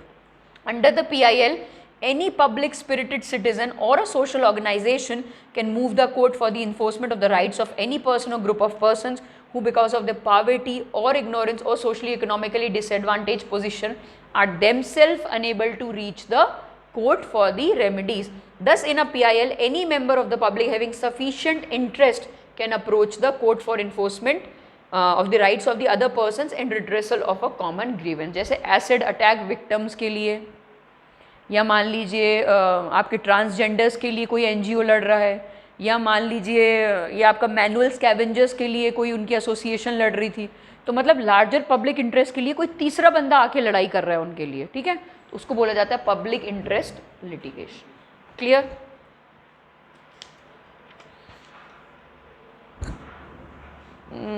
ये सब इसमें ना एग्जाम्पल्स कर सकते हो थोड़ा, जैसे ये पॉइंट्स दिख रहे हैं ना स्कोप ऑफ पीआईएल में, इसमें सुप्रीम कोर्ट ने ना कुछ सेट ऑफ गाइडलाइंस दे रखी थी, तो इसमें आप ये कर सकते हो फॉलोइंग कैटेगरीज में, जैसे बॉन्डेड लेबर एग्जांपल में लिख सकते हो, बॉन्डेड लेबर, या निगलेक्टेड चिल्ड्रन जो ऑर्फन्स हैं उनके बारे में लिख सकते हो, या फिर पुलिस कस्टडी में अगर हरासमेंट होती है अंडर ट्रायल्स की, हाँ उसकी भी केस चल रहा है हेट्रोसेक्सुअल्स का, तो ये सारी चीज़ें आप मेंशन कर सकते हो एज एन एग्जाम्पल। पूरा पूरा पढ़ के इसको याद करने का कुछ भी ज़रूरत नहीं है, ठीक है, और होनी भी नहीं चाहिए इंटेंशन इसको याद करने की। अब एक लास्ट पेज पे आ जाओ इस चैप्टर के। सुप्रीम कोर्ट ने कुछ गाइडलाइंस लिखी हैं ताकि मिसयूज़ ना हो पीआईएल का। ऐसे तो कोई भी आके पीआईएल लगा सकता है और टाइम वेस्ट कर सकता है सुप्रीम कोर्ट का, ठीक है, वर्कलोड बढ़ा सकता है सुप्रीम कोर्ट का। तो उस केस में सुप्रीम कोर्ट ने कुछ स्पेसिफिक गाइडलाइंस दी हुई हैं to check the misuse of PIL. उसमें से पहली वाली ये है कि Supreme Court must encourage genuine and bona fide PIL for effectively discourage and curb the PIL fixed for extraneous consideration। जो फर्जी आपकी PIL है या जो सिर्फ टाइम वेस्ट करने के लिए लगाई गई हैं, जिनका कोई लेना देना नहीं है पब्लिक वेलफेयर से, तो वो उन सबको हटा के उसे सिर्फ वही चीज़ इनकरेज करनी चाहिए जो जेन्युइन है, ठीक है। इंस्टेड ऑफ एवरी इंडिविजुअल जज डिवाइजिंग हिज ओन प्रोसीजर कि भाई मैं ऐसे PIL देखूंगा, मैं वैसे PIL देखूंगा, इंस्टेड ऑफ दिस एक इम्पॉर्टेंट बात ये होगी कि हर एक हाई कोर्ट अपने अपने रूल्स या गाइडलाइंस निकाल दे कि आपको PIL कैसे एग्जामिन करना है, ठीक है। नहीं तो ऐसे कोई जज कोई और क्राइटेरिया अपना रहा है, कोई जज किसी और चीज़ को एक्सेप्ट कर रहा है, कोई जज उसको एक्सेप्ट नहीं कर रहा है, तो ये क्या होगा, कन्फ्यूजन क्रिएट होगा पब्लिक में। तो इससे बेटर ये कि आप स्पेसिफिक गाइडलाइंस हर हाई कोर्ट के बाहर लगा दो कि भाई PIL ऐसे रूल्स हैं और इसी के हिसाब से जो PIL है वो सबमिट होगी, ठीक है, क्लियर है। उसके बाद आइए, प्राइमा फेसी का मतलब होता है sufficient to establish a fact. Prima facie मतलब ये अपने आप में एक सफिशिएंट बात है, ठीक है। जैसे मान लीजिए कोई बच्चा 5 दिन पॉलिटी की क्लास नहीं आ रहा है, 10 दिन क्लास नहीं आ रहा, 15 दिन नहीं आ रहा, मतलब ये सफिशिएंट फैक्ट इस्टेब्लिश करने का कि उसको इंटरेस्ट नहीं है या उसने बहुत पढ़ लिया है, ठीक है। तो प्राइमा फेसी एक बेसिकली डॉक्ट्राइन है, हंसने वाली बात नहीं है यार, मैं किसी के वो नहीं बोल रही हूँ डायरेक्ट करके, मैं जनरली एग्जांपल बता रही हूँ। तो इसका ये मतलब है कि या तो उसने कोर्स कर लिया है या उसको इंटरेस्ट नहीं है इस सब्जेक्ट में, फेयर इनफ। तो ये चीज़ें प्राइमा फेसी का मतलब ये होता है लीगल टर्म्स में कि it is a sufficient fact to establish कि हाँ इसका ये मतलब है, ठीक है। तो the court shall be prima facie satisfied regarding the correctness of the contents of petition before entertaining the PIL। मतलब जब पिटिशन आती है तो उसको पूरा आपको एनालाइज करना है, ठीक है, क्या वो पिटिशन सफिशिएंट है ये देने के लिए कि हाँ ये जेन्युइन PIL है, ठीक है। उसको पूरा एग्जामिन करना है, जिसने अप्लाई की है उसके बैकग्राउंड को चेक करना है कि वैलिड तो है, जेन्युइन तो है कि नहीं है, ठीक है, वो इसका मतलब है। उसके बाद हमेशा कोर्ट को इंश्योर करना चाहिए कि जो भी PIL वो एंटरटेन कर रहा है वो लार्जर पब्लिक इंटरेस्ट के लिए, कि छोटे मोटे इश्यूज़ के लिए एंटरटेन करने की ज़रूरत नहीं है। उसके बाद जेन्युइन पब्लिक हार्म और इंजरी से बचाने के लिए हो, कोई प्रॉफिट मोटिव या पर्सनल गेन के लिए अगर कोई PIL फाइल की है तो उसे पूरी तरह से क्या कर देना, रिजेक्ट कर देना, ठीक है। कोई अल्टीरियर मोटिव है आपका या इल इंटेंशन है आपका, तो उन PILs को कम्प्लीटली रिजेक्ट कर देना। आ गया समझ में, क्लियर? कोई डाउट है ये जो छोटे मोटे चैप्टर्स हैं 2-3 उनमें? ये हो गया हमारा कौन सा पार्ट खत्म, 3rd पार्ट खत्म। अब हम 4th पार्ट स्टार्ट करेंगे, टाइम है अभी, बहुत टाइम है अभी तो। स्टेट गवर्नमेंट स्टार्ट करते हैं अब, ठीक है। ये किस में आता है, यूनियन गवर्नमेंट, स्टेट गवर्नमेंट, किस डॉक्ट्राइन में आता है? जैसे सेपरेशन ऑफ पावर्स थी वैसे मैंने एक और पढ़ाई थी आपको,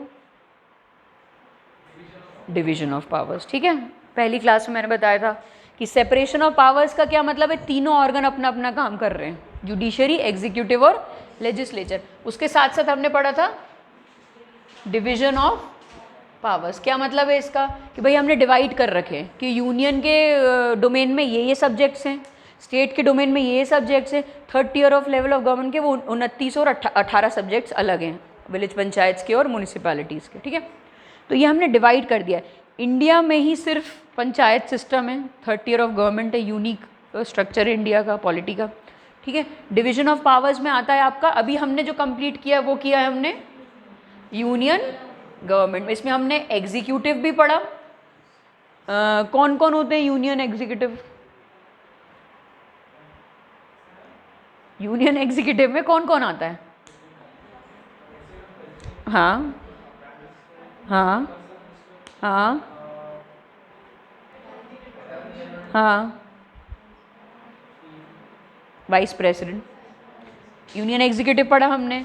फिर हमने यूनियन एग्जीक्यूटिव के बाद यूनियन पार्लियामेंट पढ़ा, पढ़ा कि नहीं पढ़ा? कौन कौन से हाउसेज हैं इसमें? लोकसभा, राज्यसभा, ये पढ़ा ना हमने। फिर हमने जुडिशरी पढ़ा, सुप्रीम कोर्ट, ठीक है। तो ये हमने क्या ख़त्म कर दिया, यूनियन गवर्नमेंट के सारी चीज़ें ख़त्म कर दी। सेम हमने क्या पढ़ना है अब, स्टेट गवर्नमेंट के केस में पढ़ना है। स्टेट गवर्नमेंट के केस में एग्जीक्यूटिव कौन कौन होगा? बिल्कुल, गवर्नर होगा, सीएम होगा, काउंसिल ऑफ मिनिस्टर्स होंगे और एडवोकेट जनरल होगा। जैसे अटॉर्नी जनरल होता है उसका करस्पॉन्डिंग ऑफिसर कौन होता है? Advocate general. तो ये हमने अभी पढ़ना है। अटॉर्नी जनरल अभी हमने नहीं पढ़ा है, अटॉर्नी और एडवोकेट दोनों आगे पढ़ेंगे, ठीक है। तो एग्जीक्यूटिव में ये सारे आएंगे। यहाँ पे कोई वाइस गवर्नर तो होता नहीं है, ठीक है, तो गवर्नर ही आएगा इस पर। जैसे वहाँ पे वाइस प्रेसिडेंट होता है, उसके करस्पॉन्डिंग में कोई भी पोस्ट नहीं है स्टेट पॉलिटी में, ठीक है। क्लियर हुआ? चलो पढ़ते हैं हम। पहला पढ़ेंगे हम गवर्नर के बारे में। जैसे वहाँ पे प्रेसिडेंट है, constitutional head of the country है, वैसे ही गवर्नर जो है वो constitutional head of the state होगा। वहाँ पे भी डी फैक्टो और डी ज्योर था, प्रेसिडेंट ऑफ प्राइम मिनिस्टर और काउंसिल ऑफ मिनिस्टर्स। यहाँ पे भी सेम चीज़ होगी। डी ज्योर हेड है वो गवर्नर है और डी फैक्टो हेड है कौन है? Council of ministers headed by CM. आ गया समझ में? गवर्नर हमेशा in aid and advice of the council of ministers headed by CM काम करेगा, लेकिन ऐसे और भी सिचुएशंस हैं जहाँ पे गवर्नर अपने डिस्क्रिशन में काम करता है। प्रेसिडेंट के पास ऐसा कोई भी डिस्क्रिशन नहीं है। प्रेसिडेंट को हर जगह aid and advice of the council of ministers and prime minister ही काम करना पड़ेगा। गवर्नर को कॉन्स्टिट्यूशन ने खुद ऐसे 3-4 एरियाज दिए हैं जहाँ पे उसे एडवाइस लेने की ज़रूरत नहीं है, वो अपने पर्सनल डिस्क्रिशन में काम कर सकता है। प्रेसिडेंट के पास कॉन्स्टिट्यूशनल डिस्क्रिशन कोई भी नहीं है। क्यों? क्योंकि उसे हमेशा aid and advice of the council of ministers काम करना पड़ेगा। उसके पास सिर्फ सिचुएशनल डिस्क्रिशन है, जो 3 या 4 पॉइंट्स पढ़े थे हमने, ठीक है। गवर्नर के पास सिचुएशनल के साथ साथ कॉन्स्टिट्यूशनल डिस्क्रिशन भी है, जो अब हम इस चैप्टर में पढ़ेंगे। सिचुएशनल वाले तो जो उसके थे, प्रेसिडेंट के थे, वही गवर्नर के हैं। उसके साथ साथ इसके पास कॉन्स्टिट्यूशनल डिस्क्रिशंस भी हैं कुछ, जो हम इस चैप्टर में क्लियरली पढ़ेंगे, ठीक है। प्रेसिडेंट के कौन कौन से आर्टिकल थे? आर्टिकल 52 से 78। इसके जो आर्टिकल्स हैं वो हैं आपके 151 से लेके 153 से लेके 167, पार्ट 6 जो डील करता है स्टेट एग्जीक्यूटिव से। क्लियर? अब गवर्नर को अपॉइंट गवर्नर का मतलब क्या है? अच्छा, सबसे पहले तो बताओ कि ऑफिस ऑफ गवर्नर कहाँ से लिया हमने?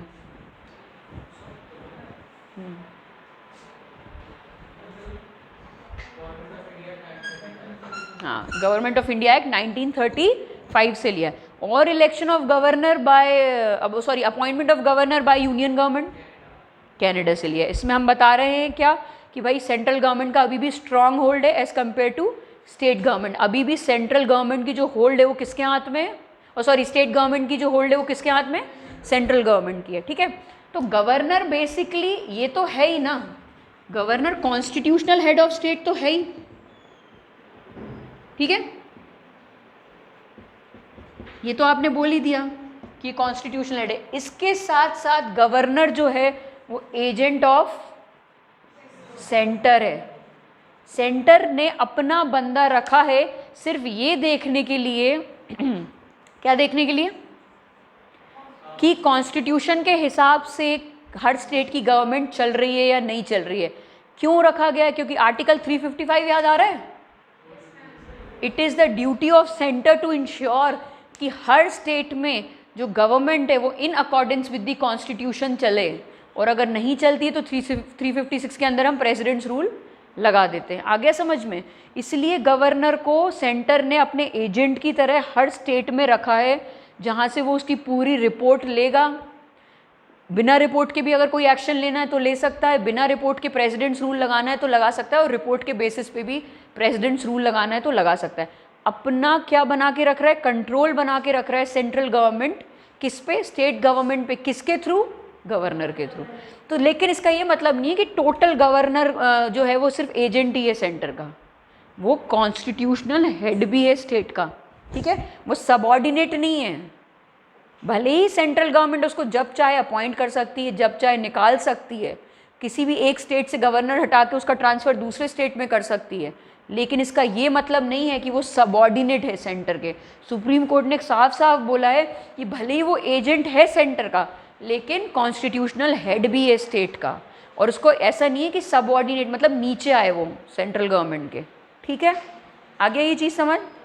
अब गवर्नर में सबसे पहले देख लेते हैं अपॉइंट कौन करता है। अपॉइंटिंग अथॉरिटी कौन है गवर्नर की? प्रेसिडेंट है। प्रेसिडेंट अंडर प्रेसिडेंट अपॉइंट करता है by warrant under his hand and seal. मतलब तीन चीजें आ रही हैं इसमें, वारंट, हैंड और सील। तो वही एम्ब्लेम ऑफ इंडिया आपका, जो सील ठप्पा लगता है, जैसे मनी बिल में स्पीकर की सील लगती है, वैसे इधर किसकी सील लगेगी? प्रेसिडेंट की लगेगी। वारंट का क्या मतलब है? अपनी खुद की अथॉरिटी, पर्सनल अथॉरिटी किसकी है? ये प्रेसिडेंट की है। यार लड़ क्यों रहे हो तुम लोग? क्या हुआ? ठीक है, वारंट मतलब अथॉरिटी, और हैंड मतलब यार क्या हो तुम लोग? हैंड मतलब बेसिकली इन पर्सन अपॉइंट करेगा, ये नहीं कि बस कागज लिख दी और हो गया। इन पर्सन अपॉइंट करेगा, मतलब ओथ भी किसको दिलवाएगा? गवर्नर को प्रेसिडेंट दिलवाएगा। आगे समझ में? तो ये इन तीन कीवर्ड्स का ये मतलब है, वारंट, हैंड और सील। क्लियर? तो governor is appointed by president bye warrant under his hand and seal. फिर उसके बाद ये है कि 7th कॉन्स्टिट्यूशनल अमेंडमेंट से, बहुत इंपॉर्टेंट है ये, अपॉइंटमेंट ऑफ गवर्नर के जस्ट ऊपर वाले पैराग्राफ में लिखा है। 7th कॉन्स्टिट्यूशनल अमेंडमेंट से हमने क्या किया? हमने बोला कि हम एक ही इंसान को 2 या 2 से ज़्यादा स्टेट्स का भी गवर्नर बोल सकते हैं। मान लीजिए, और यूनियन टेरिटरीज भी आती हैं इसके अंदर, है ना? जैसे कोई एक स्टेट है और उसके एडजॉइनिंग कौन है? यूनियन टेरिटरी लगी हुई है, तो हम कॉमन गवर्नर बना सकते हैं दोनों का। बस फ़र्क क्या होगा कि जब वो स्टेट के कामों को देख रहा होगा तो in aid and advice of council of ministers देखेगा। जब यूटी के एडमिनिस्ट्रेशन को देख रहा होगा तो इंडिपेंडेंट डिस्क्रिशन देख सकता है, अगर उस यूटी का लेजिस्लेटिव असेंबली नहीं है तो। आगे समझ में?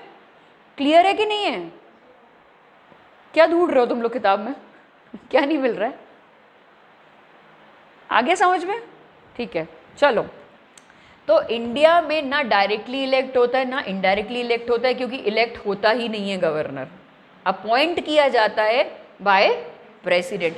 कोई फिक्स्ड टर्म नहीं है इसकी, कितने नंबर ऑफ टाइम्स भी रीअपॉइंटमेंट हो सकता है। किसी एक स्टेट में है तो किसी दूसरे स्टेट में भी बीच टर्म में ट्रांसफ़र हो सकता है। कोई भी फिक्स्ड टर्म या टेन्योर नहीं है कॉन्स्टिट्यूशन में गवर्नर का, ठीक है? अब वहाँ पे क्वेश्चन अराइज हुआ कि ड्राफ्ट कॉन्स्टिट्यूशन में तो डायरेक्ट इलेक्शन की बात हुई थी। जब ड्राफ्ट कॉन्स्टिट्यूशन बना था इंडिया का, उसमें बोला गया था कि गवर्नर को भी डायरेक्टली इलेक्ट करना चाहिए, जैसे हम सीएम वगैरह को करते हैं, मतलब सीएम क्या मेंबर ऑफ लेजिस्लेटिव असेंबली होता है, तो वैसे हमें क्या करना चाहिए? गवर्नर को भी इलेक्ट करना चाहिए। तो उसमें फिर ये रीजंस दिए गए कि देखो, पहला तो ये कि ऑलरेडी सीएम है जो आपका इलेक्टेड रिप्रेजेंटेटिव है, तो वो आपका एक्चुअल हेड है।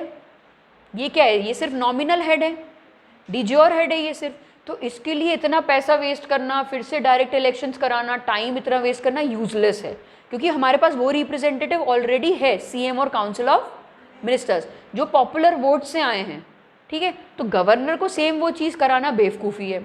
फिर एक और बात आई कि अगर मान लीजिए सेम पार्टी के तो ठीक है, अगर डिफरेंट पार्टी से इलेक्ट होकर आए तो दोनों में लड़ाई होगी, सीएम और गवर्नर में फ्रिक्शन होगा कि नहीं होगा? जबकि हमको चाहिए कोऑपरेशन, हम फेडरल इक्विलिब्रियम भी मेंटेन करना चाहते हैं, लेकिन हम यूनिटी भी मेंटेन करना चाहते हैं इंडिया की, तो हमें दोनों का कोऑपरेशन चाहिए। लेकिन अब आप मान लीजिए एक ही पार्टी के आ गए तो बहुत अच्छे से काम कर लेंगे, मान लीजिए डिफरेंट पार्टीज़ के आ गए फिर तो फ्रिक्शन होना ही होना है, और उस पार्टी में भी लड़ाई होगी कि हमें अपना बेस्ट कैंडिडेट किसको देना है, हम सीएम के लिए अपॉइंट करें या हम गवर्नर के लिए, क्लैश ही होगा। तो बोला गया कि इस सब से बचते हैं, ना पैसा वेस्ट करते हैं, क्योंकि ये सिर्फ नॉमिनल हेड है, क्योंकि जो रियल हेड है वो तो council of ministers headed by prime minister CM ही है, इसलिए इसको हम क्या करते हैं, इसको सिर्फ अपॉइंटिंग के लिए रखते हैं, इसके लिए पूरा इलेक्शन कराने की ज़रूरत नहीं। आ गया समझ में? क्योंकि फिर पूरा ही पैसा लगता है इलेक्शन में तो, और फिर उसके बाद इलेक्ट होके आया और फिर बन नहीं रही उसकी सीएम से, तो फिर कौन देखेगा। तो ये हम और कॉम्प्लिकेट ना करें इस पूरे मैटर को, और हम एक नॉमिनल हेड की तरह ही इसको इलेक्ट करें। आ गया समझ में? क्लियर है? ठीक है, उसके बाद आइए, हाँ, और एक ऑप्शन और भी, इसमें एक पॉइंट भी लिखा हो 9th में कि चीफ मिनिस्टर खुद चाहेगा कि मैं गवर्नर बन जाऊँ, है कि नहीं? जब सीएम बनेगा तो वो तो वही चाहेगा ना कि मैं और गवर्नर बन जाऊँ, क्योंकि फाइनल अथॉरिटी तो मेरे पास ही है किसी भी बिल को लॉ बनाने की, तो लड़ाइयाँ तो होनी, इसलिए बोला गया कि इन सबको हटाते हैं और कोऑपरेटेड एफर्ट की वजह से इसको इलेक्टेड नहीं रखते हैं, इसको अपॉइंटेड रखते हैं। उसके बाद हमने अमेरिकन मॉडल से नहीं लिया है, हमने कैनेडियन मॉडल से लिया है, मतलब हमने अपॉइंटमेंट जो है वो अभी भी किससे कराइए, सेंट्रल गवर्नमेंट से कराइए गवर्नर की। ठीक है, कॉन्स्टिट्यूशन में 2 क्वालिफिकेशंस लिखी हुई हैं फॉर गवर्नर।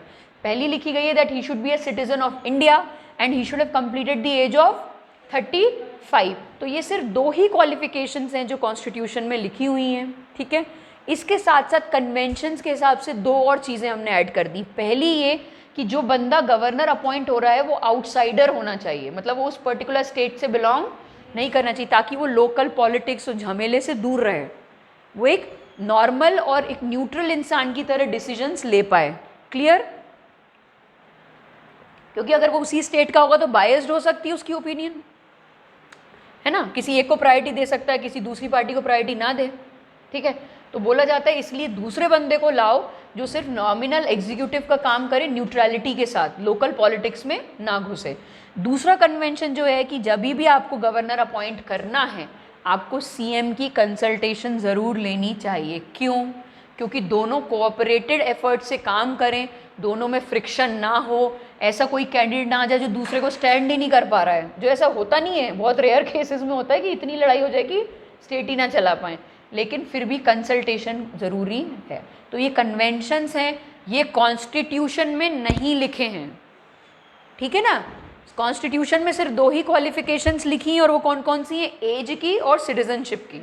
ठीक है, कहीं भी आप अगर ये स्टेटमेंट लिखा है और लिखा है कि as written in the constitution या constitution provides that governor should be the outsider, तो वो स्टेटमेंट गलत होगा। आ गया समझ में? ठीक है, उसके बाद आ जाइए कंडीशंस देख लेते हैं गवर्नर के ऑफिस की। ये 6 कंडीशन जो हैं आपकी, ये कॉन्स्टिट्यूशन में ही लिखी हुई हैं। पहली ये कि जब वो गवर्नर बन गया उसे उसी दिन कोई भी हाउस की मेंबरशिप छोड़नी पड़ेगी, जैसा प्रेसिडेंट के केस में भी था कि वो लोकसभा और राज्यसभा का मेंबर नहीं हो सकता, और अगर है और अपॉइंट एज अ प्रेसिडेंट हो गया तो उसे उसी दिन ये ऑफिस अज्यूम करने से पहले वो वाली मेंबरशिप छोड़नी पड़ेगी। सेम गवर्नर के केस में कुछ भी डिफरेंट नहीं है।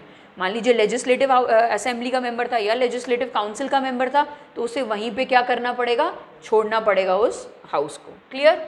सेकंड है जो बोल रहा है he should not hold any office of profit, ये वेल एक्सप्लेन्ड है, इसमें कुछ भी समझाने की ज़रूरत नहीं है। तीसरा है ही इज़ एंटाइटल्ड, जो राजभवन में रहता है, फ्री ऑफ कॉस्ट।